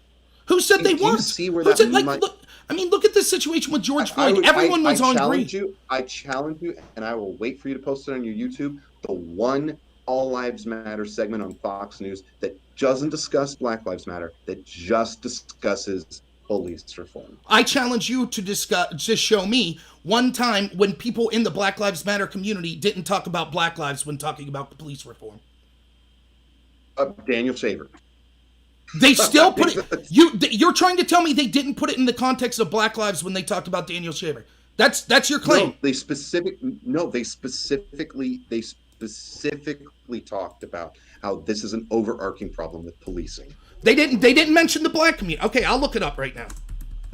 I can find something from Shaun King. I think I still have it up. This is a problem I have with right-leaning rhetoric. I feel like, and this isn't, well, let me rephrase that. This is a problem I've had with American rhetoric. This isn't like a right-left issue. I feel like we're so quick to form opinions without actually doing the research, and I just, luckily, it just happenstance, not just professors. Throughout my life, just kind of lucked out and had really good teachers that were very big about challenging my beliefs. I just lucked out and had like 8 or 9 of them at the right time in my life. But like, I know that Shaun King has a tweet about it that isn't like, see, this is what happens to black people. Like, there's certainly people in BLM who are like, don't you see what we're talking about now? But a lot of them, like, okay, here's one from Rashad Robinson. There's no excuse for this pattern of police brutality. How many videos of unarmed people, not black people, just people, being gunned down by cops do we need to see before police change? Daniel Shaver and his family deserve justice. Okay, so what you're asking me for then is, well, if I've never seen an All Lives Matter group talk about police and justice, then that proves that they're just an anti-black group. That's the argument here? No, it's not just that the majority of it with little divisions here and there. It's that, and I'm sure there are individuals who believe that all lives matter hashtag that come down on it where you do, where it just feels like black people, or the Black Lives Matter movement rather, are just prioritizing black lives over everyone else, right? But again, you agreed. We already talked about, even if BLM got those police changes, not the crazy things they're advocating for now, but the things they've been advocating for the most throughout their entire existence, that would have a net benefit for everyone else. No, I How didn't would agree to that. not- I showed you about 11 positions they had and said the one of there should be more police reform is good. The other 10 are the end of the country. That's like saying, look, they're like, for example, you have these right-wing militia groups. They're very upset about their mistreatment at the hands of law enforcement. So if we just listen to these right-wing militia groups, that would benefit us all. We would end corrupt law enforcement, right? So let's get behind the right-wing militias. Makes sense, right? But I mean, our right-wing militia only, I mean, by that same token, then, I mean, and I'll meet you halfway here. You don't agree with them for the same reasons that you don't agree with BLM, right? There's too many fractious voices advocating for a lot of other things that are bad, right? That the central idea behind what they're saying is negative for the country. Yes, any group, you can take the most extremist group and say there are some positions here that they're advocating that theoretically would be beneficial. You know, you could say the Nazis theoretically advocated for advanced medicine. Okay, I'm still not going to endorse Nazis. Like, Right, but we just had it. We just had a thing here about Daniel Shaver where they're not asking to tear down the country. They're not asking. That's a recent development after. But again, go ahead. That's not like. So Shaun King, that's who you're saying. Oh, Shaun King, he had a tweet about Daniel Shaver. So we should go with Shaun King's, with his suggestions. That's what you're saying? A race baiter like Shaun King. That's who we should go with? Because we could go through Shaun King's posting history and see the things that Shaun King said. If that's what you want. For example, Shaun King said the other day, you know who the real problem is? The real problem with the black community? Democrats. That's Shaun King's belief. Because he says these Democrats are foxes that pretend to be with the black community, but they're not. So I guess we have to endorse Shaun King. He's now the voice that we're listening to for Black Lives Matter. I mean, it's nonsense. But that's again, that's you extrapolating a point that A, I didn't make, and B, I don't think anyone's making. No. I didn't say you made it. We're not saying that every proposal that BLM wants right now at a very heated time in our country is good.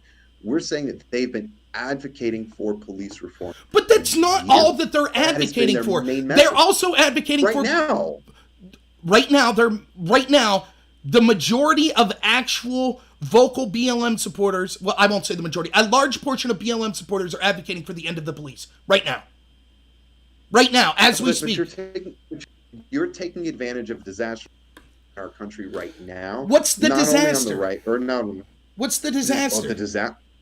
The disaster is that, unfortunately, a group that has historically been advocating for positive outcomes for everybody is losing their mind after being so frustrated with seeing no action at any political level. It's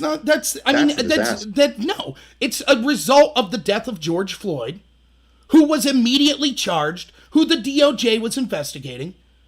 The fact that, you could be like, do you really think it's about George Floyd? Yeah, that's certainly the catalyst. That's certainly the catalyst. That's undeniable. So the idea that it was like, okay, no, this is perfect. This is why I talk about white privilege, because the black community has felt over-policed for years, not for years, for their entire existence. That is not a feeling that you yourself, or I myself, even I'm white passing, so that helps me out. But like you and me don't know what that's like. Yes, I do. How do you know I don't know that? How do you know I don't know what it's like to be over-policed? Do you know what it's like to be over-policed based off your race? Why does that matter? See? Here we get these divisions. Oh, you don't know what it's like. Like, these arguments, when you start to make these arguments, you make violence inevitable, because this argument is, well, you're not black, so you don't know. Okay, so then there's no way we can ever know each other. Right. Then I can know what it's like to be over-policed. No way you can ever. No, it's not. You can never know each other. It's that you can never know what it's like to fear the police the way that. That's outrageous. It's an outrageous claim. It's outrageous. It is an outrageous claim. And as soon as you say that, well, you can't understand the subjective opinions or the subjective feelings of this group of people because you're not in that group, you've literally made cohesiveness impossible. You've literally made violence inevitable, because when you say The discussion needs to, you can't, no matter what you say, you cannot know what they feel. Therefore, dialogue's impossible because you don't know how they feel, which means that we're now separate people and only violence will be the language that fills the gap. Right, That's exactly the problem I have with Black Lives Matter. But see, these are all problems that you've invented. You have invented all of these. You've taken a very small, minute time in Black Lives Matter's existence and decided to use that as the entirety of their platforms, when that is factually untrue. Do you think that Black Lives Matter hasn't been saying for years that white people don't understand what it's like to be black? Yeah, but that's also true. I mean, no, it's not true. It's true in the same way that you'll never know what it's like to be me. You know that your grandparents. I'm sorry, and I don't mean to be like. I'm not upset. I'm not. How long have your grandparents, or how long has your family, just generally speaking, been in this country? I have no idea. I would say at least 4 or 5 generations. I never really looked. I'm indifferent. I don't care. Kind of like mine too. I sometime in the night. But your grandparents and their parents never ran the risk of being with no due process, with absolutely no recourse from the legal system. No, I run that risk now. Because the institutions are so biased against. Yes, I could lose my job, for example. No, you do not. You Yes. could literally, until the 60s in this country in certain states, be lynched for your race. There would be no judgment. There would be no recourse. No one was going on trial. As a matter of fact, how do you know what? Maybe I'm Irish. Maybe that my family came here as indentured servants. Maybe they were considered property. In fact, in many cases, Irish people were actually used before the slaves for the more dangerous jobs because their ownership was only temporary. And so you get rid of the Irish, send them to the dangerous job. I'll keep the slave for the rest of his life. Like, what is the relevance to today? Like, again, we're talking about, your great-grandfather went through an abuse, or didn't go through an abuse that the black person's great-grandfather did. Now, it's worse for you today. You don't have real free speech today. All the institutions are against you today. But 60 years ago, it was different. This is what we talk about white privilege. You never grew up having to be told to be worried about the cops because the cops wouldn't be in your best interest. Yes, I have. This is not that long Yes, ago. I have. I grew up in a town where the poor people. You have family members that have been systemically victimized for being on the wrong side of town for generations. Why does that matter? So if I'm victimized or my immediate family was victimized, that doesn't matter. But if it happened 100 years ago, it does matter? I mean, this makes no sense. This is exactly the problem I'm talking about. It's like, no. See, you don't understand. Okay, what about the Jews in the Holocaust, right? So did the black community, for example, know what it's like to have a Holocaust to the level that the Jews did? So therefore, the Jews must be so much far worse off than blacks because they went through that trauma just during World War II. They were almost exterminated as a race. So therefore, it must be true that they have more. Okay. And what did Germany do about it? Tell me, what did Germany do about it after World War II? What? They brought a huge light to the suffering. You could find memorials all over Germany supporting. Right, you're right. We don't talk about slavery in this country. It's all just hidden. No, it's not just slavery. It's the fact that for their entire existence until the last 50 years, being black was a legal detriment. And even after that, it's not like those people who were already racist in their 20s or 30s just stopped being racist in 1965. Let me ask you this. Is the situation in the black community better or worse now than it was at the beginning or at the end of the civil rights movement? Oh, better. Absolutely better. Okay, it's better. So things are getting better. But we can understand them rioting because it's not as good. Everything's just about systemic racism. It's an amplifier, so we can understand the rioting.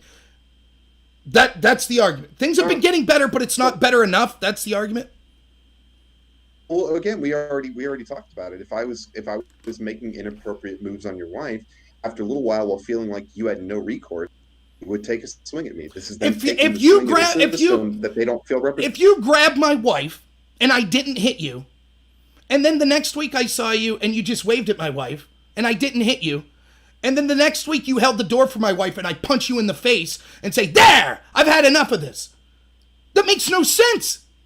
If things are getting better, why want the revolution now? And your argument, like, and this gets to the crux of the argument. 1 second here. You said, well, the reason that it's occurring now is because they're fed up and up.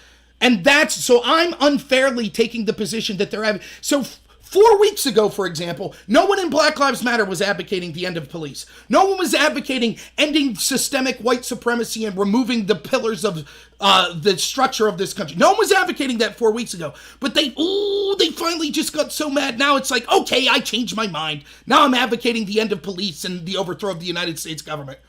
That's nonsense. Could it be that maybe that they harbored these beliefs all along? And that now they're just using it because they know that they have the political cover for it to make these arguments? No, because just like in the American Revolution, there was a slow burn that built up to this kind of thing. But this is not the American Revolution. This is not beating up shop owners. No, but you could see it is the same mindset. People are not that complicated.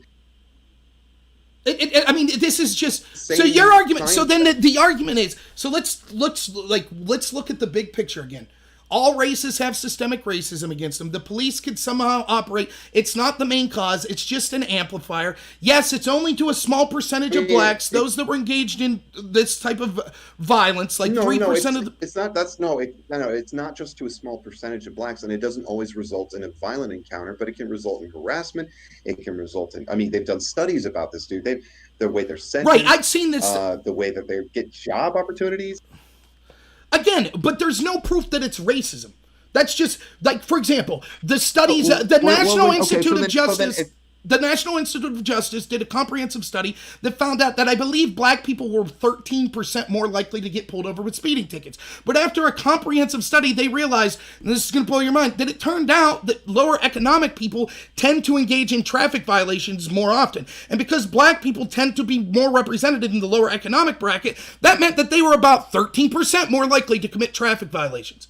In fact, if you look at the data from 2019, white people were 13% likely to have a police-initiated stop. Black people were 12%. And by police-initiated stop, that means any encounter you have with the police that you didn't call the police. Actually, police stopped white people more often.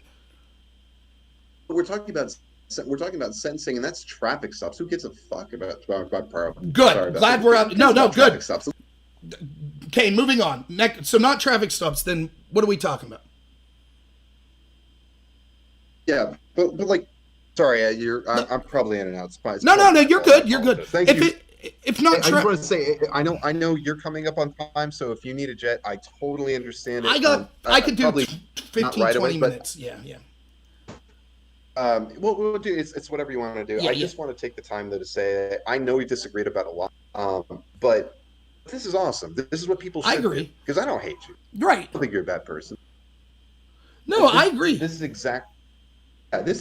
exactly what people should do. They should discuss these things vehemently and argue from their positions and try to change each other. Maybe you take a sliver of mine, maybe I take a sliver of yours. That's the best thing about this. So I do want to get that on the record, that I really appreciate you letting me on, and I really genuinely appreciate you working around all my technical kerfuffles. So. Oh no, I thought you did fine, and the technical, like, there was 1 or 2 times for half a second I couldn't hear you, so it sounded fine, and no one said anything in the chat about it. If I could just I guess we'll wrap it up here. If I could just sum up, I think that the racial focus on this, I don't think that at the end of this that I'm convinced, and I would say you would agree, that this wasn't the central issue, right? It's just an amplifier, to put it in the words that you put it. I think I would always agree with that like race, I think people too often run to race as a catch-all, and certainly the left, especially white people on the left, love to do that shit. Right. They love to pretend that like it's just that all cops just have it in for.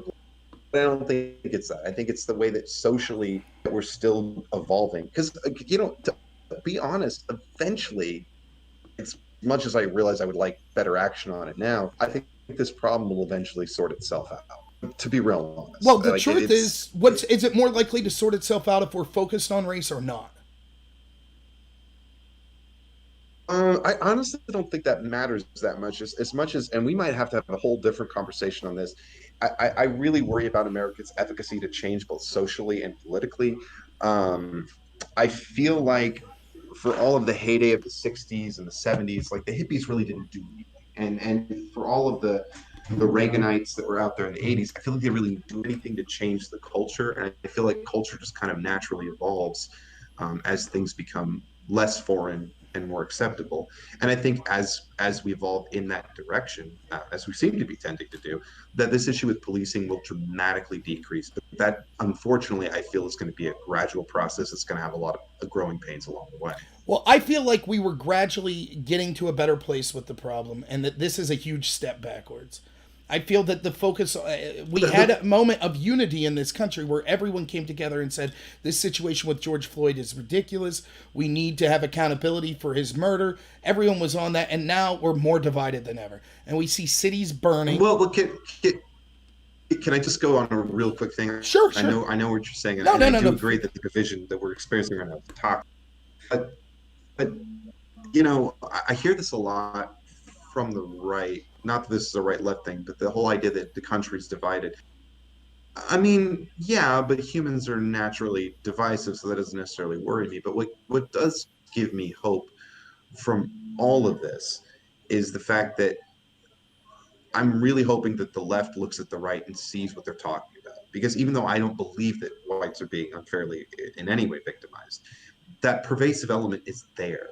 And that's what BLM is trying to push. But BLM needs to do as good a job to say, well, if we're making people feel a certain way, and that's what we're claiming is happening, then maybe that's something we can come together on and talk about why we feel that way, as opposed to just trying to prove that the other person has no right to feel.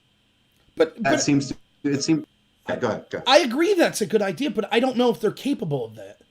Like, for example, look at Shaun King. Does Shaun King strike you as someone who's trying to bring people together?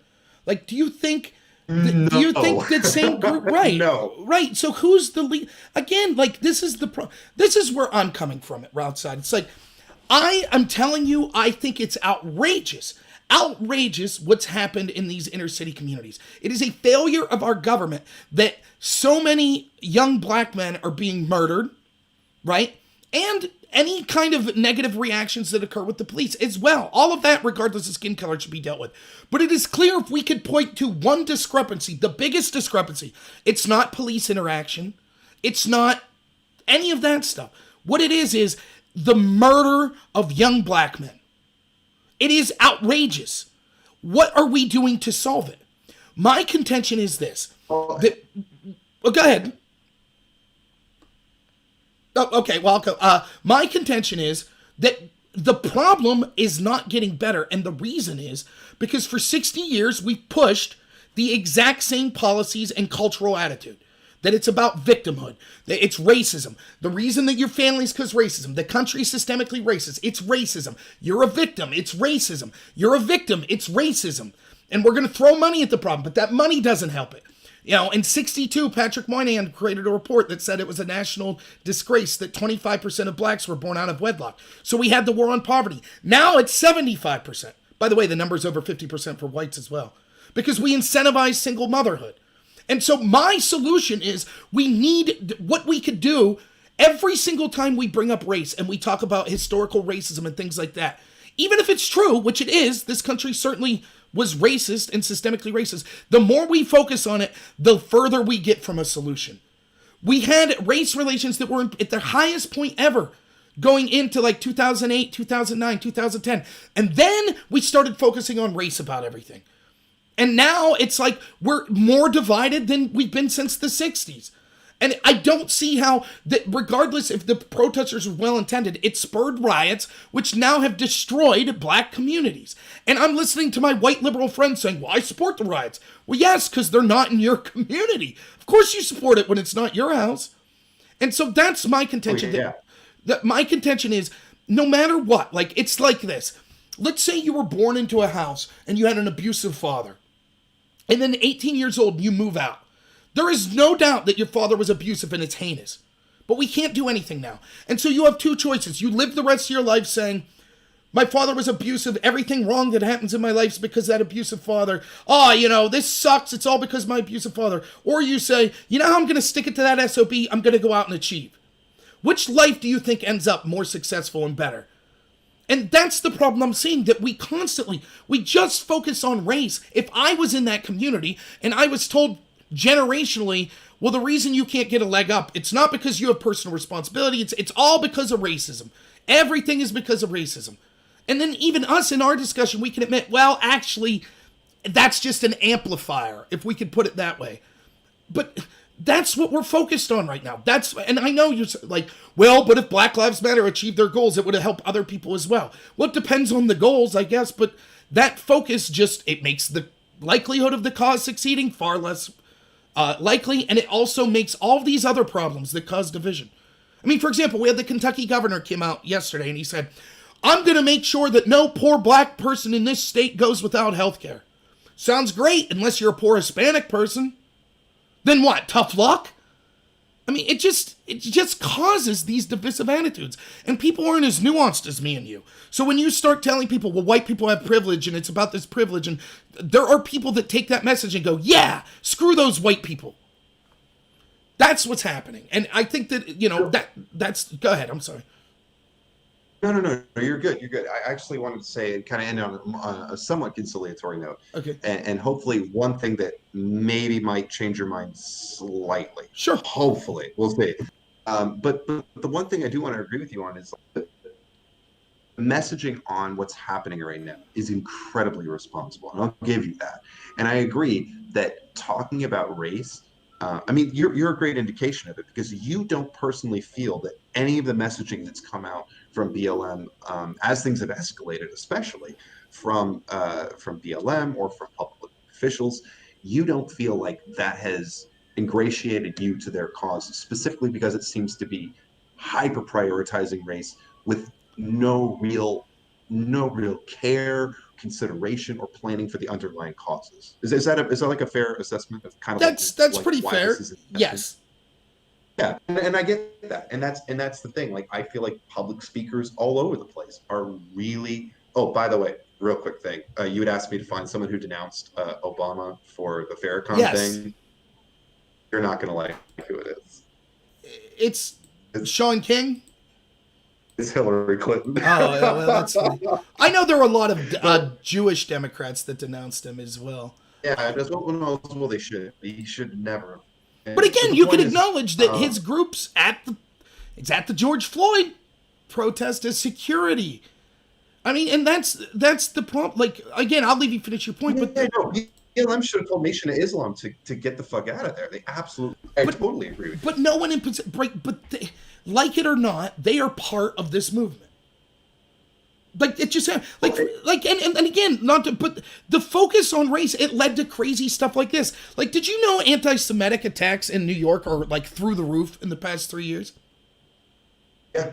And did you know that at first that was blamed on Trump until they saw who the perpetrators were, and it was basically Nation of Islam people. So now it's not discussed very much, and that's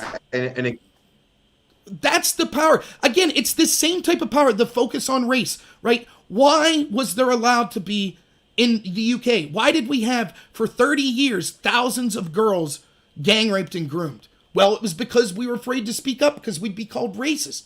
This stuff has real power. On that one, though, but can I say, though, I think that as much as people use race as a cover for bad ideas, like you're pointing out, I also think a lot of people use that as a shield to hide behind too, on the right and the left. Well, I agree with that. Yeah. If I was a police officer who had bungled a massive child grooming ring, I would absolutely run to any excuse I could find to make it look like I wasn't just terrible at my job. But they knew. I mean, it's certain that they knew. So what other explanation could there be? They just, for jolly, said, let's leave these people get raped? Well, I mean, in domestic abuse in the States, like, how many times do we have cops called out to the same houses for the same problems? And they're just like, nothing I can do. But it's a different scale. I mean, you're talking about thousands of people raped for 30 years. I agree. I think policing is a problem in general because it doesn't incentivize the best work. But that's not a fair point, right? Yeah. But I will say this, and hopefully this is a thing that I can kind of move the needle just a little bit. I'm not trying to turn you into a BLM. Oh no, please. But I want you to think back to times that I made assumptions about your upbringing and how that made you feel. Okay. Okay. Now imagine anytime you have a grievance with the way someone treats you based off of some superficial quality, you get told that every time. Okay. That's not to say that it excuses anything, but it makes people feel isolated. If every time you told me about your upbringing and the way that it was going, and my assumptions about it, if every time you told me, well, no, actually, here's what's going on, and I just laughed at you and said, yeah, okay, sure. Mm-hmm. At a certain point, you might not be so sympathetic to shopkeepers, to everyone else around you. And that's not to make it okay. It's to understand that that as much as this is a result that could have been controlled by BLM had no control over how those feelings got bred and how people's reactions to them were going to go.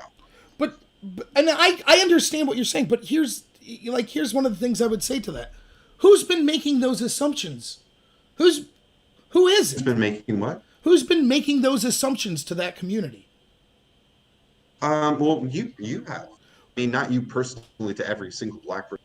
But I'm just citing data. I'm just citing data of what's going on. And certainly I guess that's true. I've made assumptions. But I'm not the one with the voice that's out there saying, oh, well, the reason this is what's going on in these communities because they're victimized. They're victimized. Isn't that an assumption as well? Well, no, but I mean, like you're claiming it's victim narrative, and some of these people might. Sorry, you cut out there. Oh, sorry. Sorry. Please go. I mean, so, like you're talking about how we're breeding victimhood, but I guarantee you that while people like Shaun King or oh God, what's his name, Cory Booker, yeah, they might absolutely be playing into. But if every time, like I don't have any black friends that have not had a bad interaction with the police that were not warranted. There's some that they definitely were bad reactions that they warranted, but I've had people who are military police, who are veterans, who are police themselves, that have had bad experiences with the cops. And if every time they told me about that, I told them to stop being a victim, what do you think would happen to that relationship that I had with them? Would it grow or would it weaken?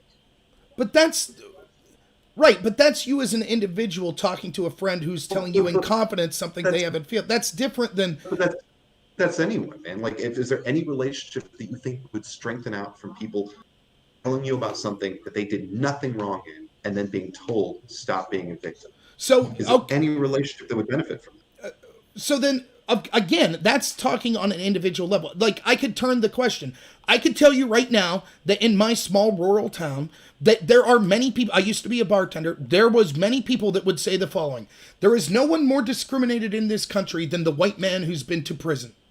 I went to jail and now I can't get a job because of the prison system. And there's no organization or advocacy for me because I'm white. Now, if I was black and went to prison, there would be... No, that's bullshit. They're being a victim. They could become an entrepreneur. What's stopping them? Okay. Well, is that what I said about the black community? No. But then who are you to deny? You say, well, you have white privilege. You would say you have white privilege. Well, who are you to deny their subjective reality? No, but white privilege isn't about things that you get on top of. So then you acknowledge their subjective reality that white people that have been to jail are the most discriminated people in the country. You acknowledge that? No, I would say any minority that's been to jail is. What do you think you would make more friends or less friends in that community by saying that? Well, you still haven't answered my question. I mean, do you think that denying someone, you talking about me denying subjective reality, but I just asked you if you told someone every time that they had a legitimate grievance that they're playing the part of the victim, they need to pick themselves up and just do better.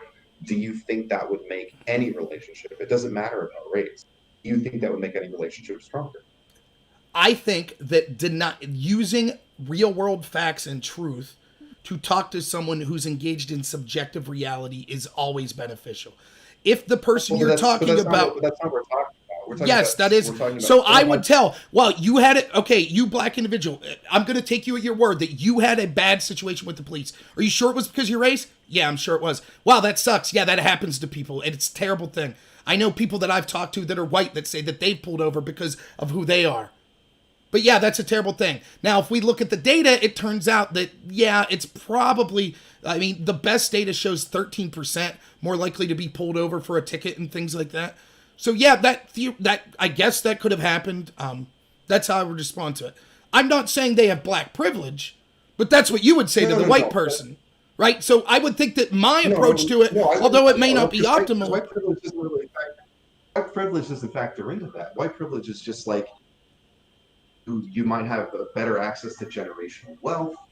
You're maybe somewhat less likely to have a bad run-in with a cop of the same race. Like, let me ask you. Okay, so many people say there's male privilege. So let's say I went to those same friends of yours and I said, "Hey, man, yeah, that sucks, but you got male privilege." How do you think that would fly? If they say that sucks, but you have male privilege, right? Oh man, you got pulled over, but you have male privilege, so you know. But that's kind of the thing. Like, you tend to view things very, very like monolithically, and everything is very complex in life in general, right? Like, if you were dying of like cancer, but maybe you also just got like a massive cut in your arm and you needed to get that healed, I doubt that the doctor would be like, well, listen, I'm going to heal up that cut, but you know, the cancer's really not a problem. I still have the cut. You're fine. Like, but that's kind of what I guess what I'm getting at is like, I hear what you're saying. I do, but at the same time, it's not the male privilege there that would work out in their benefit, right? But again, you say everything's really complicated, but then we break it down to simplicity. It's like white privilege. Well, that's a very simplistic message. The truth is, it's not that. Well, yeah, but there's a question you've never asked me this entire conversation, which is interesting. Okay. And I think telling, and it's not a denunciation of no, please. Process behind your rhetoric. But you've never asked me like, well, when does it apply? How does it apply? And how significant is it? I literally talked about, I said the reason that this cultural Marxist identity politics is dumb is even if we assume that white people are privileged, they're also oppressed. It depends on the situation. Even if we assume black people are oppressed, they're also privileged. That's the truth about privilege. It depends on the context and the situation. So that's literally what I'm saying, that the entire idea of simplistically saying this group is privileged is nonsense because it requires context. Well, in what setting? For example, as a black person, I might be more likely to be pulled over by the police. That's definitely something that's underprivileged. But I'm also more able to talk in public without fear of losing my job about issues related to race. Or I'm also able to get into a university as a black person with less grades and things like that, so it's advantaged me there. Or if I'm in politics, it's advantageous to me to be black because there are more people that will vote for me because of my skin color than will vote against me because of my skin color. But it's complicated. At that same token, no, you're right, it is. But at that same token, though, I mean, just using the college example, for instance, your odds of having to lose out on a position to the incredibly small amount of people who are let in because, you know, they're just a diversity hire, so to speak, your odds are way greater at getting into that college just off of sheer numbers alone, because they're not going to flood any campus. But again, that's my, you're picking out these single points that might negatively affect you and using that to say that white privilege doesn't exist. And all I'm saying is that it absolutely does. I mean, okay, but do you acknowledge black privilege exists? I think culturally, black privilege is becoming a thing, but we still don't really know a lot about how that works. Whereas white privilege is pretty well studied, and it's also entangled with socioeconomic privilege, which is why I'm a big fan of intersectionality. Right, but this is the point I'm getting. If privilege exists for all groups and oppression exists for all groups, then why do we just have to focus on? Oh, but this time, this is when we need to talk about the privilege. I mean, Go ahead. Because of how much that privilege might affect a specific situation. Okay, but again, like, but so how much? So okay, so then how much the privilege? But we're saying that the country is systemically racist, right? Which imply, and the answer to that is, well, that's because you have white privilege. So what context are we specifically saying that it's worth addressing that white privilege? For example, I could point to showing that the number. Right, but let me just real quick say, I could point to, for example, that the numbers, for example, of negative police interactions are very similar to poor white people as they are poor black people. So what's the context of white privilege in that conversation? What it's used for, even if you're not using it for, right? Okay, then what exactly? So then what is the focus on race when it comes to police interaction, when clearly socioeconomics is the key determining factor? So the white privilege is irrelevant in this discussion. Like it's like this. Okay, like it's if you have. Okay. I don't want to go on a whole thing, but this is important to drill down on. Why are there more black people in poverty? There's tons of reasons. There could be tons of reasons. Like for example, it could be there are more black people in poverty because we have encouraged a crappy system for the past 60 years, including the war on poverty that encouraged single parenthood in the black community. It could be because we've encouraged a culture that says that getting an education in the black community is something to be frowned upon. Those could be significant factors. Absolutely. I absolutely agree. But there's also another factor in there is that the biggest trait that can help you be wealthy in this country is generational wealth. There's not a lot of movement in any of the economic stratas. There's really not. Okay. Middle class people don't often. Go ahead. Okay, but if that's the case, then deal with that problem.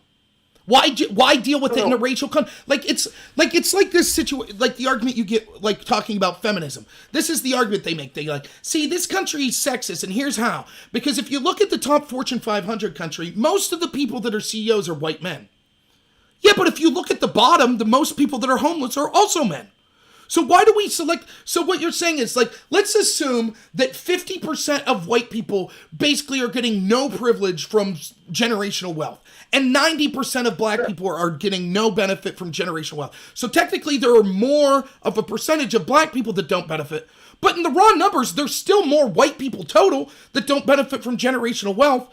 Yet somehow we act like they have some kind of privilege when they haven't got any of that privilege from the generational wealth. No, I agree. And I think that is the problem with discussing white privilege is not enough people acknowledge white suffering, which is also a very real thing.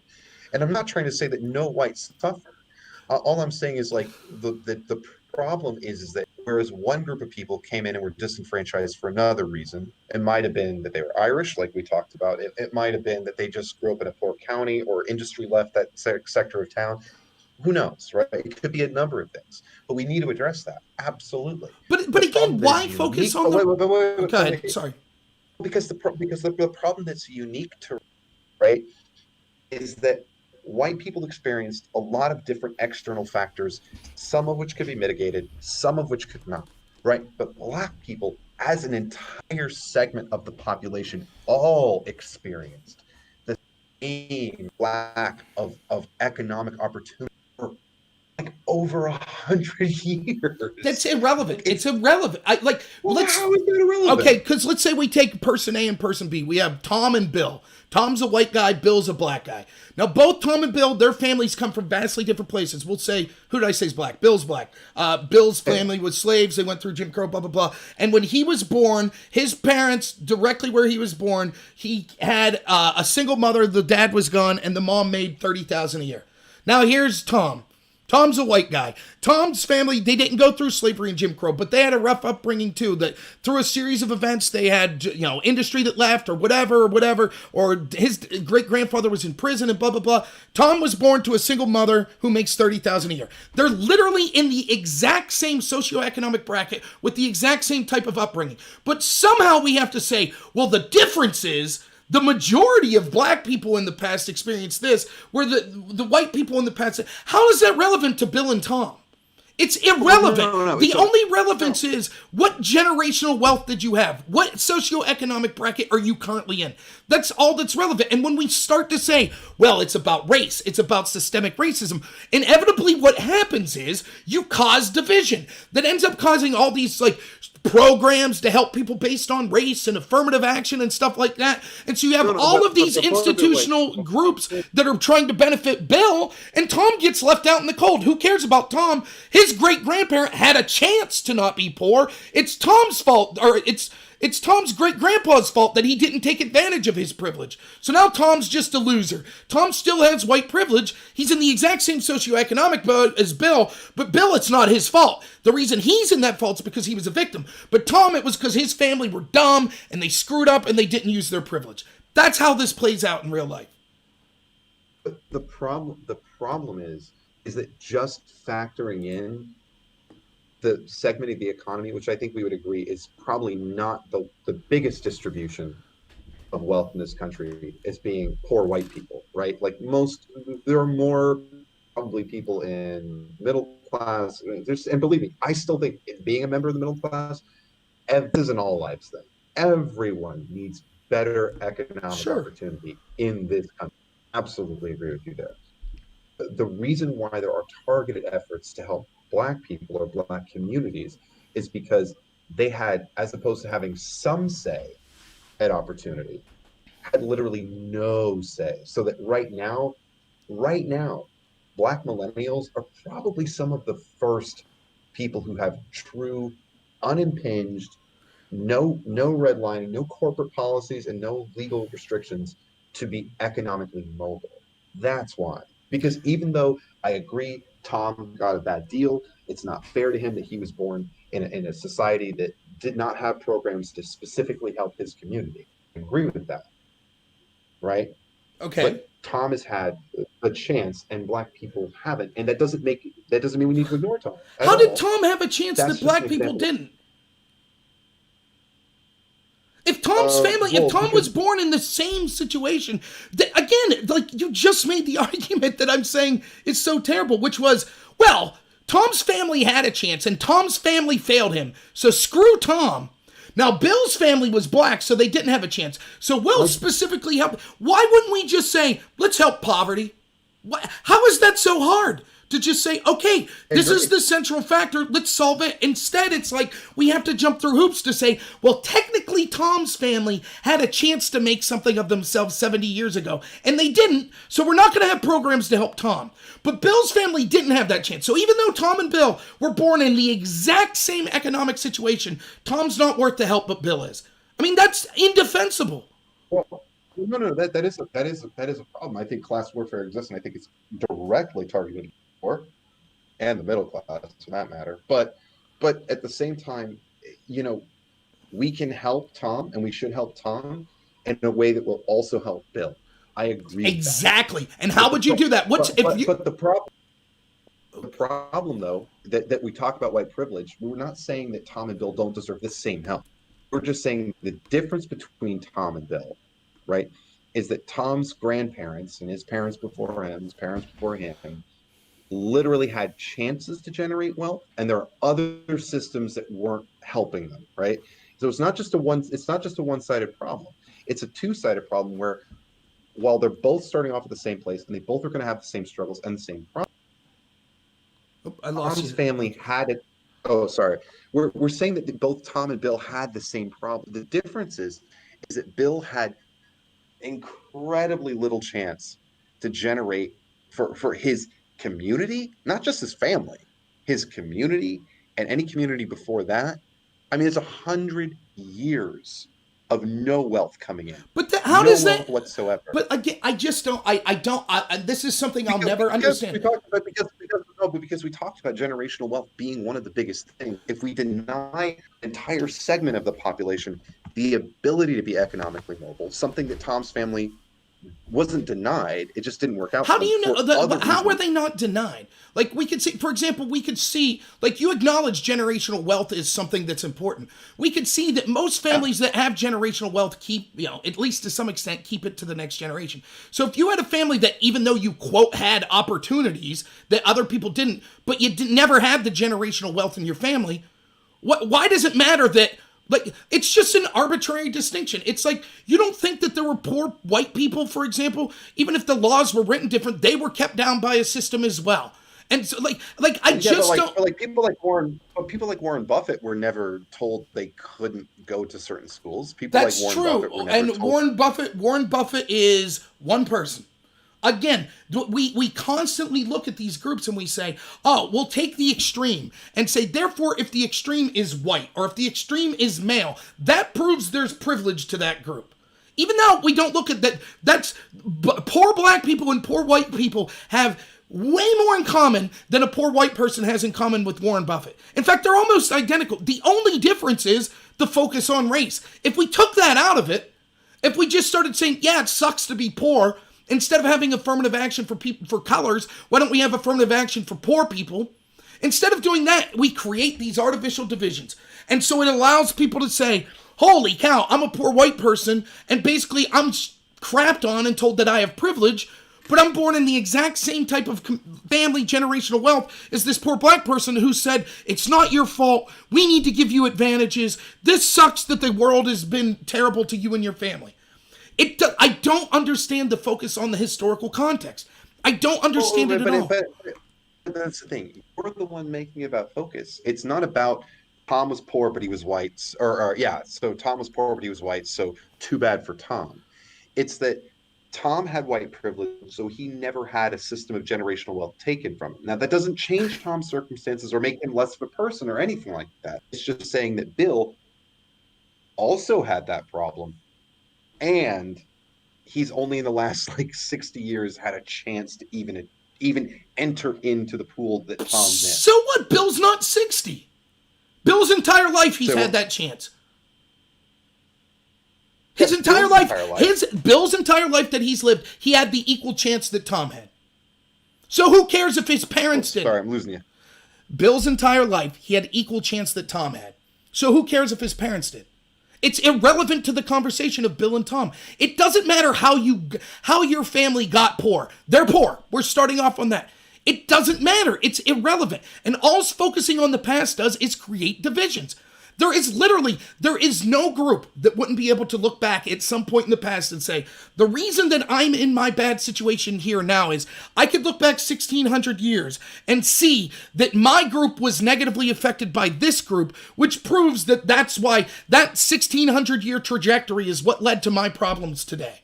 We literally see this happen in other parts of the world. Slobodan Milosevic, when he was rallying to destroy the Kurds, stood on this hill of this 600-year battle and said, finally we'll have our revenge. This is why we've been brought down for 600 years of injustice.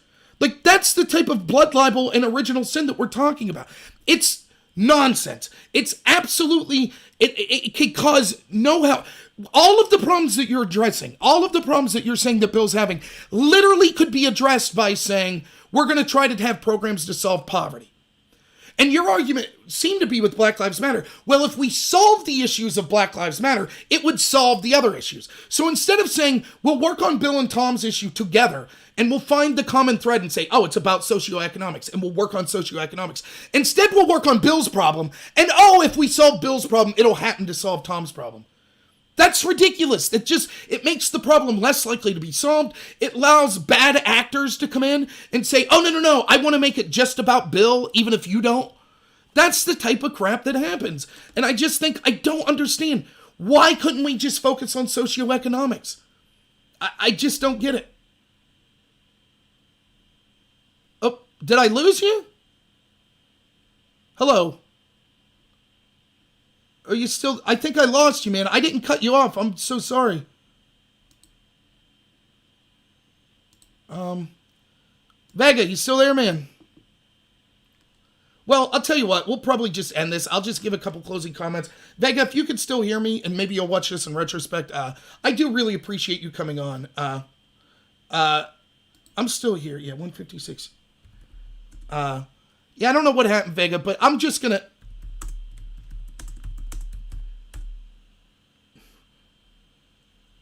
One second, I'm typing to him.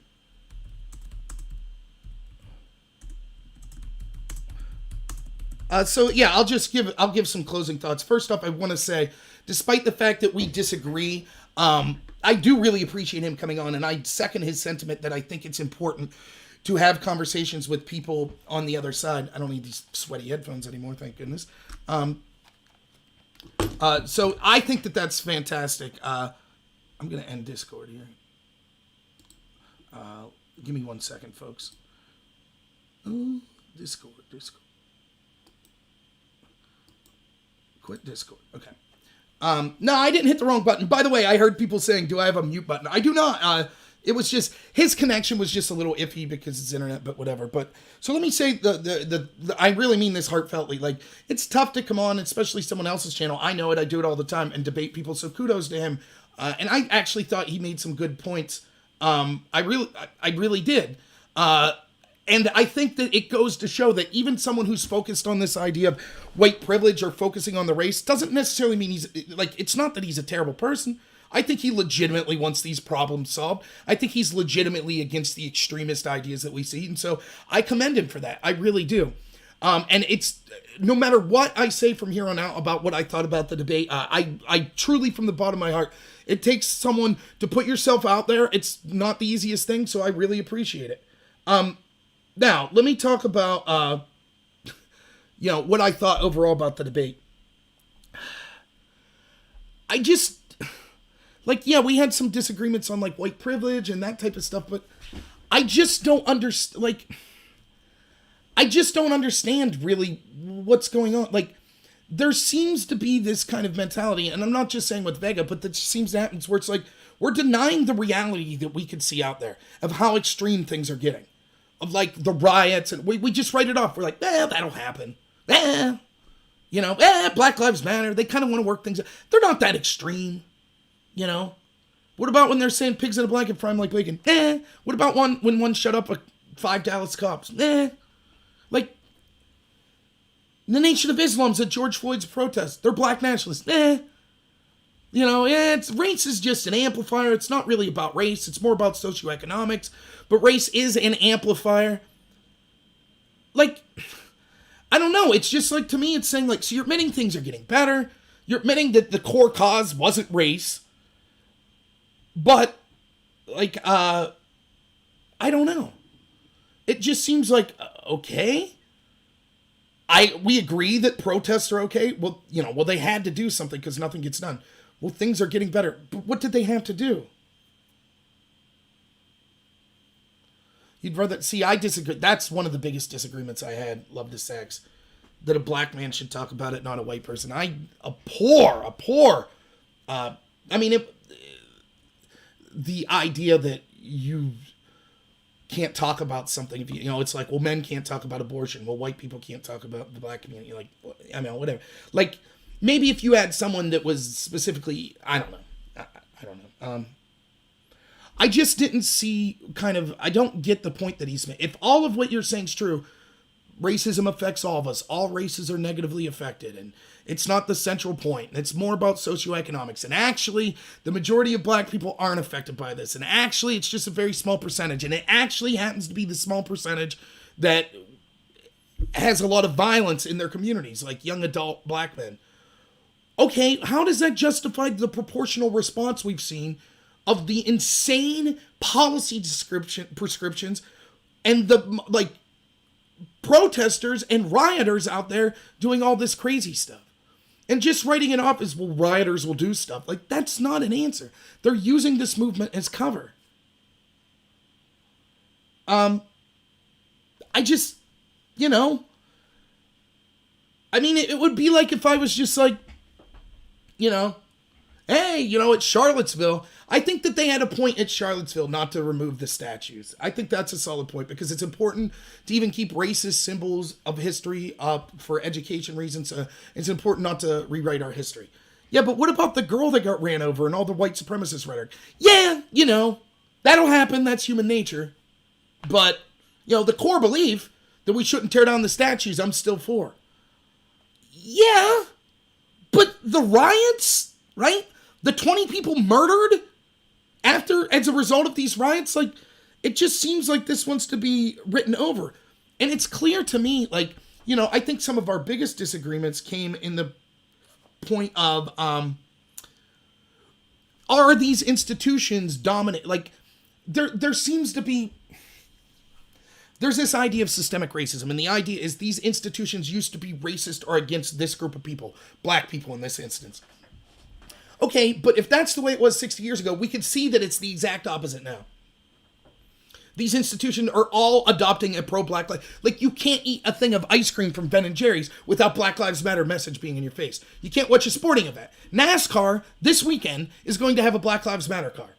You can't turn on Netflix. You can't play Call of Duty. You can't order something from Amazon. It's there in your face. What about politicians? Even the Republicans are talking about Black Lives Matter. All of them. Certainly all the Democrats are. What about academia? Yep, they're all universally for Black Lives Matter. We actually see professors like George something Klein, who is let go from his job after being threatened to kill by students because for the crime of saying black students should have to take the same test as white students. What about Hollywood and the entertainment industry, that institution? Do I even have to talk about it, what they think about? They're bailing out rioters. What about Silicon Valley? What about all the tech companies? Yep, they're all endorsing Black Lives Matter. All of these institutions go that way. So when they talk about systemic institutional racism and things like that, they're like, well, 60 years ago. Yeah, but what about right now? So 60 years from now, conservatives say, well, there was institutional prejudice and bigotry against us 60 years ago. So now we demand our time in the sun. 60 years ago, like, right, blase, that was my video today. The Democratic Party's a party of slavery, so why not get rid of it and its flag and the donkey and all of that? That's what I'd say. Now, I don't know that, but here's the thing, like, bringing this stuff up, and I know Vega's not here. I would wish he could have gave closing statement. I don't mean to, you know, it's my channel. I guess I'd sum up my debate. I don't think he would mind that, but I don't think Vega necessarily disagrees with me in a lot of this. I'm not sure what hey, thanks, Vita. I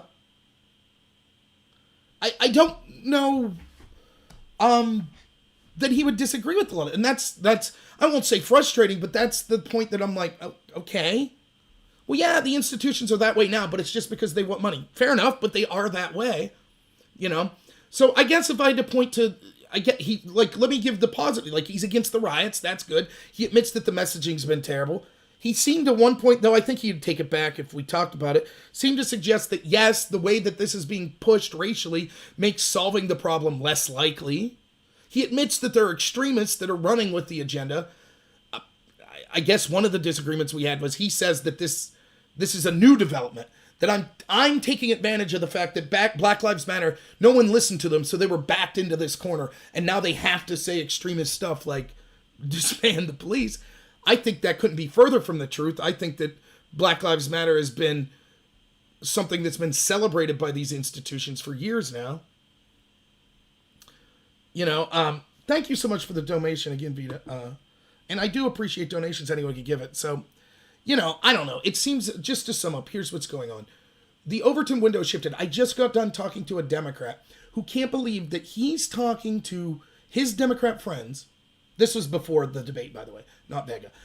He's talking to his Democrat friends who are disgusted with him that he's not saying disband the police. Not defund. But, like, picture this. You're a Democrat and you call your friends and you're like, what are these Democrats doing talking about abolishing the police? And your friend's like, yeah, you're not for that? And you're just like, no? You want a country without police? Yeah. And he's like, these aren't extremists. These are moderate Democrats. That's where we're going. And like that we act like, no, it's just these modest proposals that are up. That's not what's happening. And we conflate it and we're like, oh, well, you know, the extremist ideas on the right, the Republicans are just running cover for it. Like what? Like Trump said, go back to where you came from. That's not political power from extremists on the right. We're literally seeing mainstream people endorse rioting. We're literally seeing mainstream people endorse ending the police. Not fringe people. These aren't Alex Jones people. Mainstream people. We literally saw a funeral service covered by every major network where security was ran by a black nationalist group.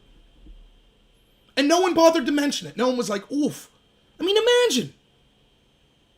Imagine that you're watching a funeral service and all of a sudden you see the security there's the KKK. And, you know, there's Stephanopoulos like, what a beautiful funeral. Yeah, things are going well here. It's like, no one's going to mention the racist there?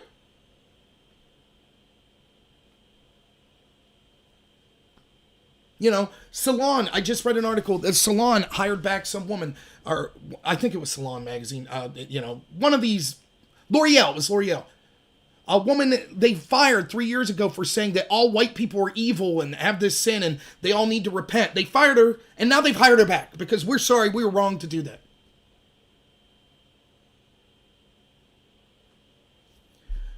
That's the mainstream right now. And I just think that, you know, I maybe I need to do a better job of explaining this. That debate, it wasn't really a debate. The discussion was really weird because it seemed like we were getting off into the weeds about stuff that was like, okay, you know, that was important, but we were kind of coming from a different angle and ended up agreeing. You know, so there was a lot of time that we spent on things like that, which is good. It's good that you can see how you're approaching something. It's like, okay, yeah, we were kind of in agreement on that. But you lose the forest for the trees when it's like, but the main thing that's going on here is that the extremism is becoming more mainstream. That's what's happening. We literally have Seattle claiming they're breaking off from the United States. 6 blocks at least. You know, I don't know what else to say. I think that the focus on race is very, very problematic. I think that it's not going to lead to a good place. It's going to get real bad. And even though I truly believe that Vega is a person who his endorsement, or I don't know, his endorsement fair, his acceptance, maybe that'd be a more fair way to put it, of Black Lives Matter is with good intentions. That he assumes that the people that are running that organization just want police brutality to end, and they'd be more than happy to have that apply to police brutality against Hispanics or Asians or whites or men or women or straights or gays. No, maybe he's right. But it is clear to me that that is not the agenda that's being pushed. And I also think that he, you know, I think there's an unwillingness to admit the power that selectively pushing something happens. There seems to be this idea that I see a lot where it's like, oh, if the media is pushing a story, that's because society has demanded. Right? Like this idea of like, well, the reason that academia is 95% liberal is because that's what academia, that's the profit margin, that's where to make the money. Oh, the reason that the media is the way they are, it's all to make money. Like, but no, it's clear that they're pushing an agenda. And so it's not that the agenda of Black Lives Matter was pushed and that forced the media to cover it. It's the opposite. It's that the media constantly pushed these stories, which caused anger in those communities. And we could see with the raw data that the objective reality is not what's being subjectively pushed.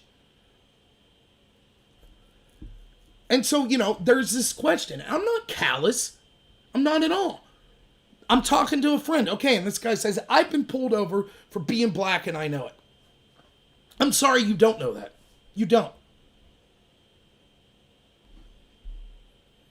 In very few circumstances would you ever be able to prove that. You might think it.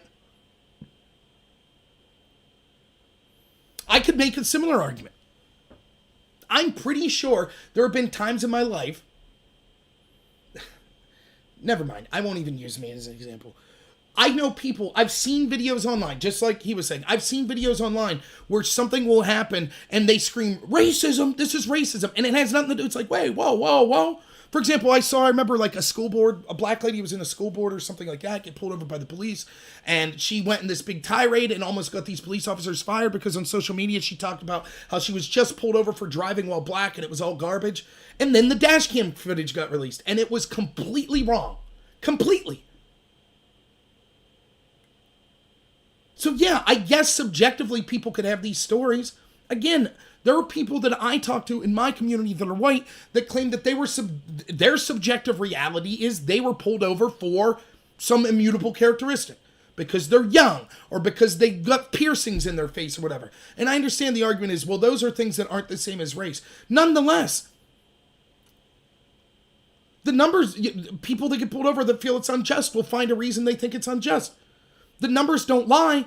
70-something% of people surveyed in the black community say they feel that their traffic stops were for legitimate reasons. That number's slightly higher in the white community. Okay.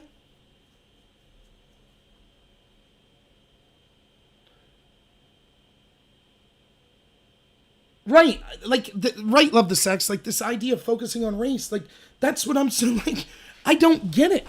And I understand. I'm told, well, you don't get it because you're not black. But it's not that. And I'm not trying to focus on the problems of white people either.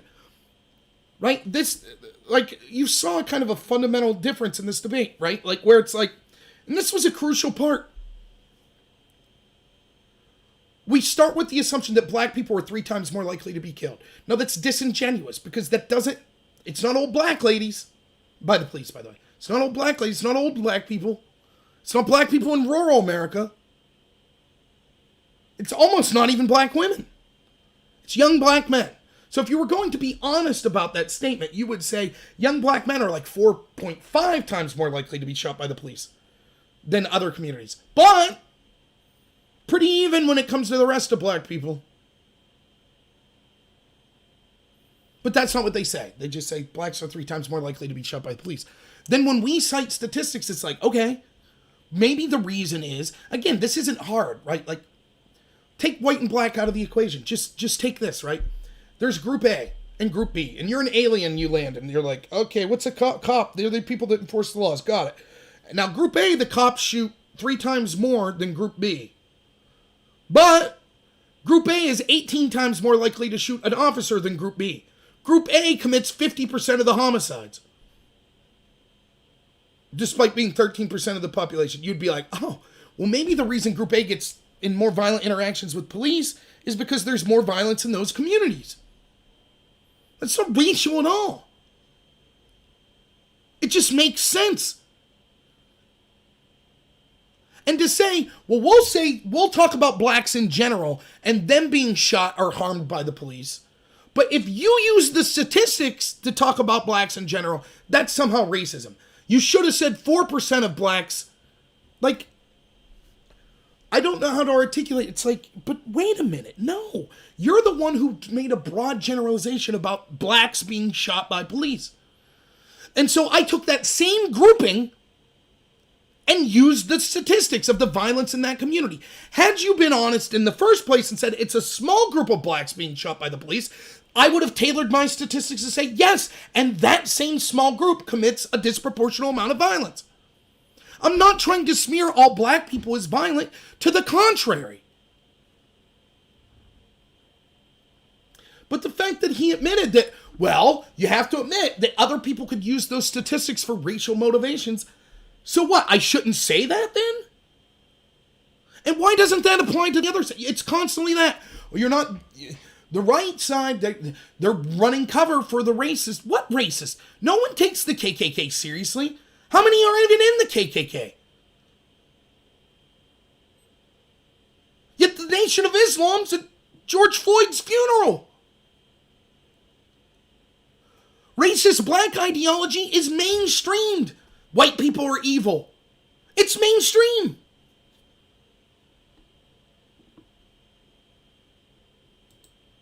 So, I don't know. What do y'all think? You've got a couple minutes. So, I got a couple minutes and then I got to go. But let me say, I really would appreciate any donations. Thank you so much to the people that donated.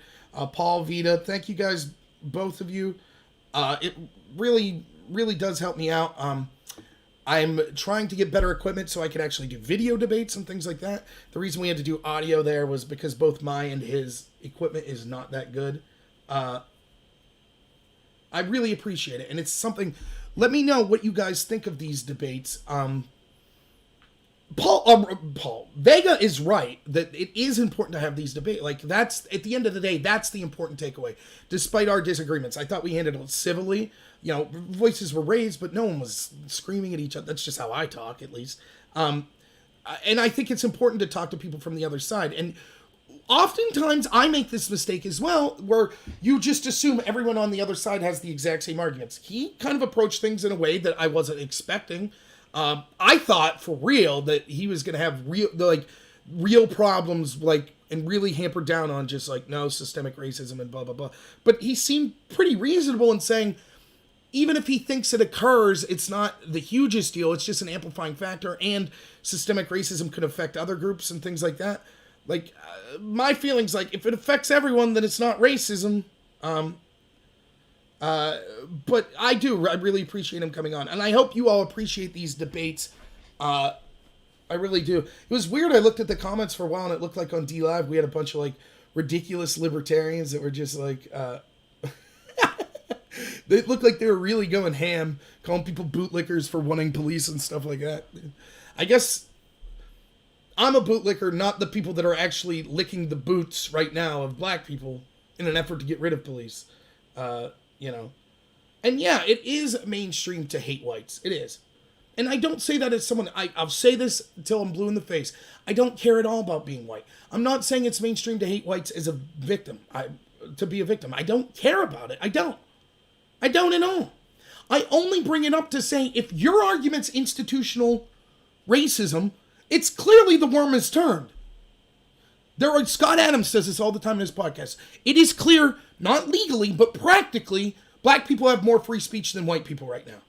That's not to begrudge any black person that I'm friends with. It's not to say that your life's easier. It's just a matter of truth. In today's day and age, there are things you could say that I can't say. But there's an even bigger discrepancy between ideology, right? Liberal people could have free speech. I don't. I had someone threaten to contact my employer. Do I sound like an extremist? Like, even Vega, I think, would admit, like, one, I know he would admit, I just know that he would admit that type of thing, like trying to get people fired, is ridiculous. But even Vega, I think, would admit, like, this guy's not an extremist. If you were going to find right-wing people that you felt were more extremists, it wouldn't be hard on YouTube. But I get threatened to lose my job. Why? Is there anyone who remotely thinks that if I would be on here saying, hey, Black Lives Matter, and to heck with these corrupt police, that I would be in danger of losing my job? Of course not. Now, is that the state enforcing free speech? No, but it's, for practical purposes, that's what it is. And it's getting worse. The reason, it's not, to me, I think it's more than the flavor of the week, because I'm seeing people that I used to consider moderate now embrace extreme ideologies. You always had extremists, but now it seems like the moderates are becoming more extreme. And that's what's crazy to me. Like, yes, there are people in my life that I know are going to take ridiculous extreme stances, both on the right and the left.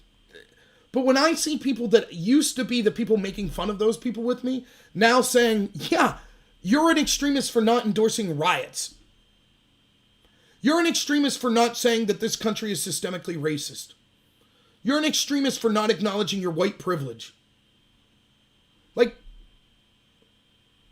it's frightening, and not frightening in a sense that I'm afraid they're going to round me up and kill me, but frightening for our country and what's going to happen. Like, you're playing a dangerous game. When you're demonizing people based on their race, you're playing a dangerous game. By the way, and here's a video I'm going to make tomorrow just for a little preview. It'll be a little 2-minute video. Please, if you can't donate money, the best way to help me is to like and share my small videos, because I think that they're more palpable than a 3-hour debate. 4 hours. We're going on 4 hours, huh? Yeah, wow. Vernon Jones is a Democrat black man from Georgia. Vernon Jones is putting forth a bill that says that it is a hate crime to beat people and use physical violence against people for their political beliefs. His inspiration for this was, he said, this is a Democrat, a black Democrat from Georgia. He says he got tired of seeing video after video of Trump supporters being beaten just for their political affiliation. That is a Democrat from Georgia. Did any Republicans stand up and say that?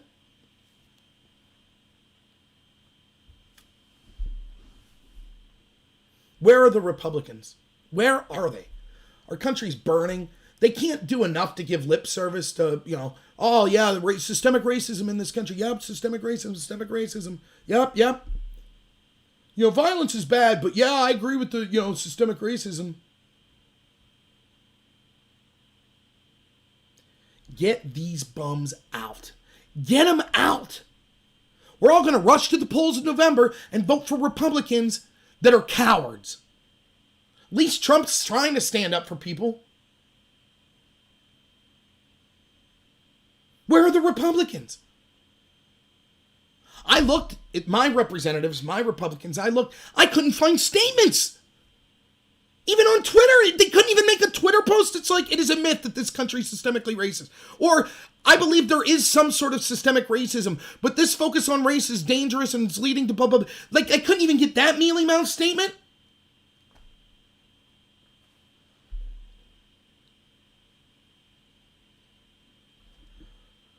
What are we supposed to do?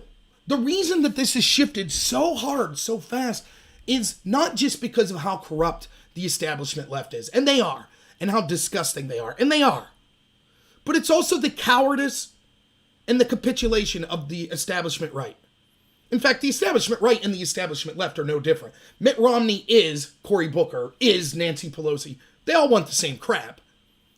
Is it any coincidence that the most corrupt of people are pushing this racial division? Of course not.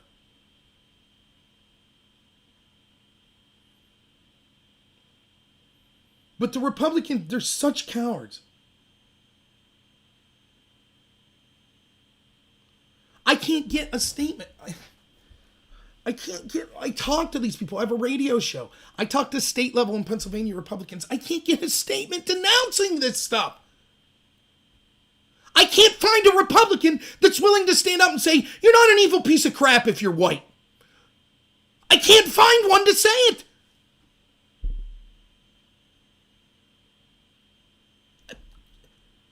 What good are they? It almost is like,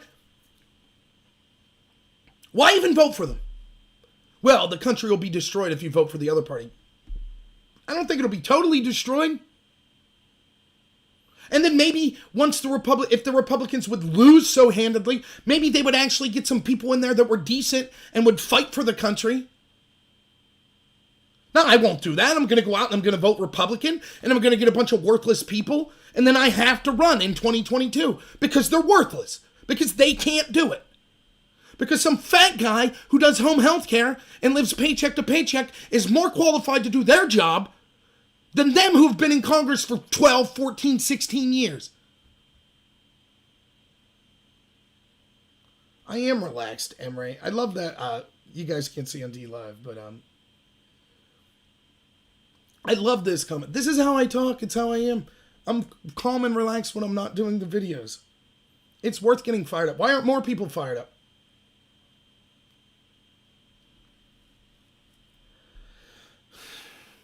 But that's what my video is going to be on tomorrow. So, all right, I'll close out. I hope you guys liked the debate. Sorry if it didn't go in a direction that everyone quite wanted, but I thought the debate went quite well. And by the way, I don't even know if debate's the right term. It was more of a discussion, because debate implies that we have a central topic that we're disagreeing on, and there was some periphery things that we disagreed on, but I think we both agreed on big issues like the riots are bad, the protests are okay, police brutality needs to be solved, there's problems with systemic poverty, the issues of, the bias of the institutions, and is race a focus. We disagreed on that stuff, but whatever. Yeah, I mean, Lion, Dog, Face, Pony, Soldier, great name, by the way. Yeah, I mean, it's clear, like, we have to, I'm not saying Vega, by the way. I think that Vega is definitely debating in good faith. Even if you disagree with him, he seems like a real nice guy to me, and I have no reason to believe that he wasn't arguing in good faith. But the problem is, it's quite clear that people that are doing this movement are not arguing in good faith. When 7,000 blacks are murdered every year, and you spend all your time focusing on the 9 unarmed ones that were killed by police, there's a problem there. When you talk about systemic racism and how bad this country is, but you don't want to focus on the fact that the slave trade actually exists in this world right now, there's a problem, right? When you want to tear down certain symbols like Gone with the Wind, but you keep the symbol of the Democratic Party that was the party of slavery, there's a problem. It's clear that there's a selective agenda going on, and that this is being used, the racial issue is being used as cover in order to insert all of this anti-American crap. How is it that the exact same stuff that the Democrats said were going to save us from coronavirus was the same stuff they said were going to save us from climate change is now the same stuff they're saying is going to save us from racial inequity. You know, go ahead and read the Green New Deal. Isn't that weird? The Green New Deal applied to all of those situations. Is that more likely? Or is it more likely that they're trying to shove this crap down our throat and they'll use any crisis whatsoever they can to shove it down our throat? Because that's what it seems to me. So, I'm getting thumbs up and stuff. Does that mean I did something good? Yeah. So, let me give out lemons at least on D Live. If I can find it. Oh my goodness. I'm burning the candle at both ends, man. I'm trying my best. I like what I do. Don't get me wrong. I'm no hero. But, man, I've been putting out a lot of content and, I'm working 90, 100 hours a week. It's burning me out. So you're going to see me less on Thursdays or on Fridays and Saturdays because I got to spend time with my family when I finally get off work. But I'm trying. I'm really trying. Again, donations appreciated, I guess. I'm trying my best. I really am. So, let's give out these lemons. Oh, thank you to the people that gave lemons. I can't see it when I'm so jazzed. This is something it won't say in J.A. Lee. Thank you. I'll add 50. All right. Give out the lemons. But it was a good debate. Thank you. I said what I wanted to. Yeah, I mean, my work schedule is I do home health care, so unfortunately we're down to 2 people, so I literally have to spend half my week 24/7 here. I clock out at 10, so I get to, do my videos and stuff then, but it's rough. It's hard to, especially, with my wife just finding out she's pregnant, it's hard to be away from her like that, but, it is what it is. Love the Sack gets them all. I've never seen that happen. You get all the lemons, Love the Sacks. Wow. That sounds like a conspiracy. Something's going on there. So, all right. I'll end here. Thank you, everyone who donated. It means a lot. I put it all back into my channel. I really do. Thank you for liking and subscribing. If I could bother you all to do something, if you could follow me on other platforms, so if you're like on YouTube, if you could go over to DLive and Twitch, or if you're on one of those platforms, if you can go to the others. Also, I'm on locals.com now. So if you look up locals.com/Robert, in fact, I'll bring up the address for that. And that's Dave Rubin's running that website, I believe, and it's supposed to be totally free speech oriented, not just right-wing speech, like left-wing speech allowed there as well. The platform, the interface I'm not too happy with right now, but I assume they're going to be improving it. And at least it's somewhere that I know, the same with DLive, that I'm not going to be booted off. So check out, locals.com. I'll put up the, in the chat here. But, YouTube, everything I do is demonetized on YouTube. I don't think that I'm too much of a maniac, but I just get demonetized. What do you mean I didn't claim? Yeah, I sent you the lemons. What do you mean I didn't claim? I'm not sure what you mean, Sax. Oh, they didn't clear. I got it. Yeah. I know what you're saying. The other people didn't claim, not me, yeah. So, but yeah, I think I got another debate next week with someone who wants to debate with me about intersectionality. That has to do with the cultural Marxism that I was talking about. That'll probably get heated because I have a feeling the person I'm debating, she seems to be very much invested in it, and maybe she's more well-read on it. But I think that it's all hogwash. I think, this intersectionality, it's just a way to play oppression Olympics. It's not helpful. It's not helpful at all. Like, I don't understand how I'm considered the fringe position for saying that we shouldn't intentionally divide ourselves based on race, gender, sex, etc. Like, it seems that's the more reasonable position, but yeah, so thanks so much, everyone. I do really appreciate it. Thanks for sticking with me until 2:30 a.m. So I got to get to bed, but you guys are the best. Really, the fact that you sit here and listen to us ramble on about some of the stuff we were rambling on is very impressive. So I really appreciate it, and I look forward to talking to you all soon. I don't know if I'll be doing a small video tomorrow. I doubt I'll be doing a live stream.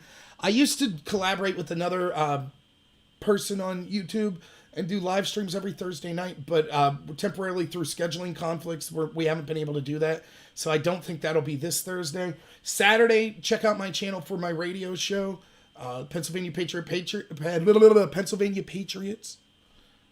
panel, and we'll be doing that Saturday, 11 a.m. Eastern to 1 p.m. And hopefully we have a good guest lined up. It's a state representative from the Republican Party, so it should be a good time. So thank you so much, y'all. Have a good one.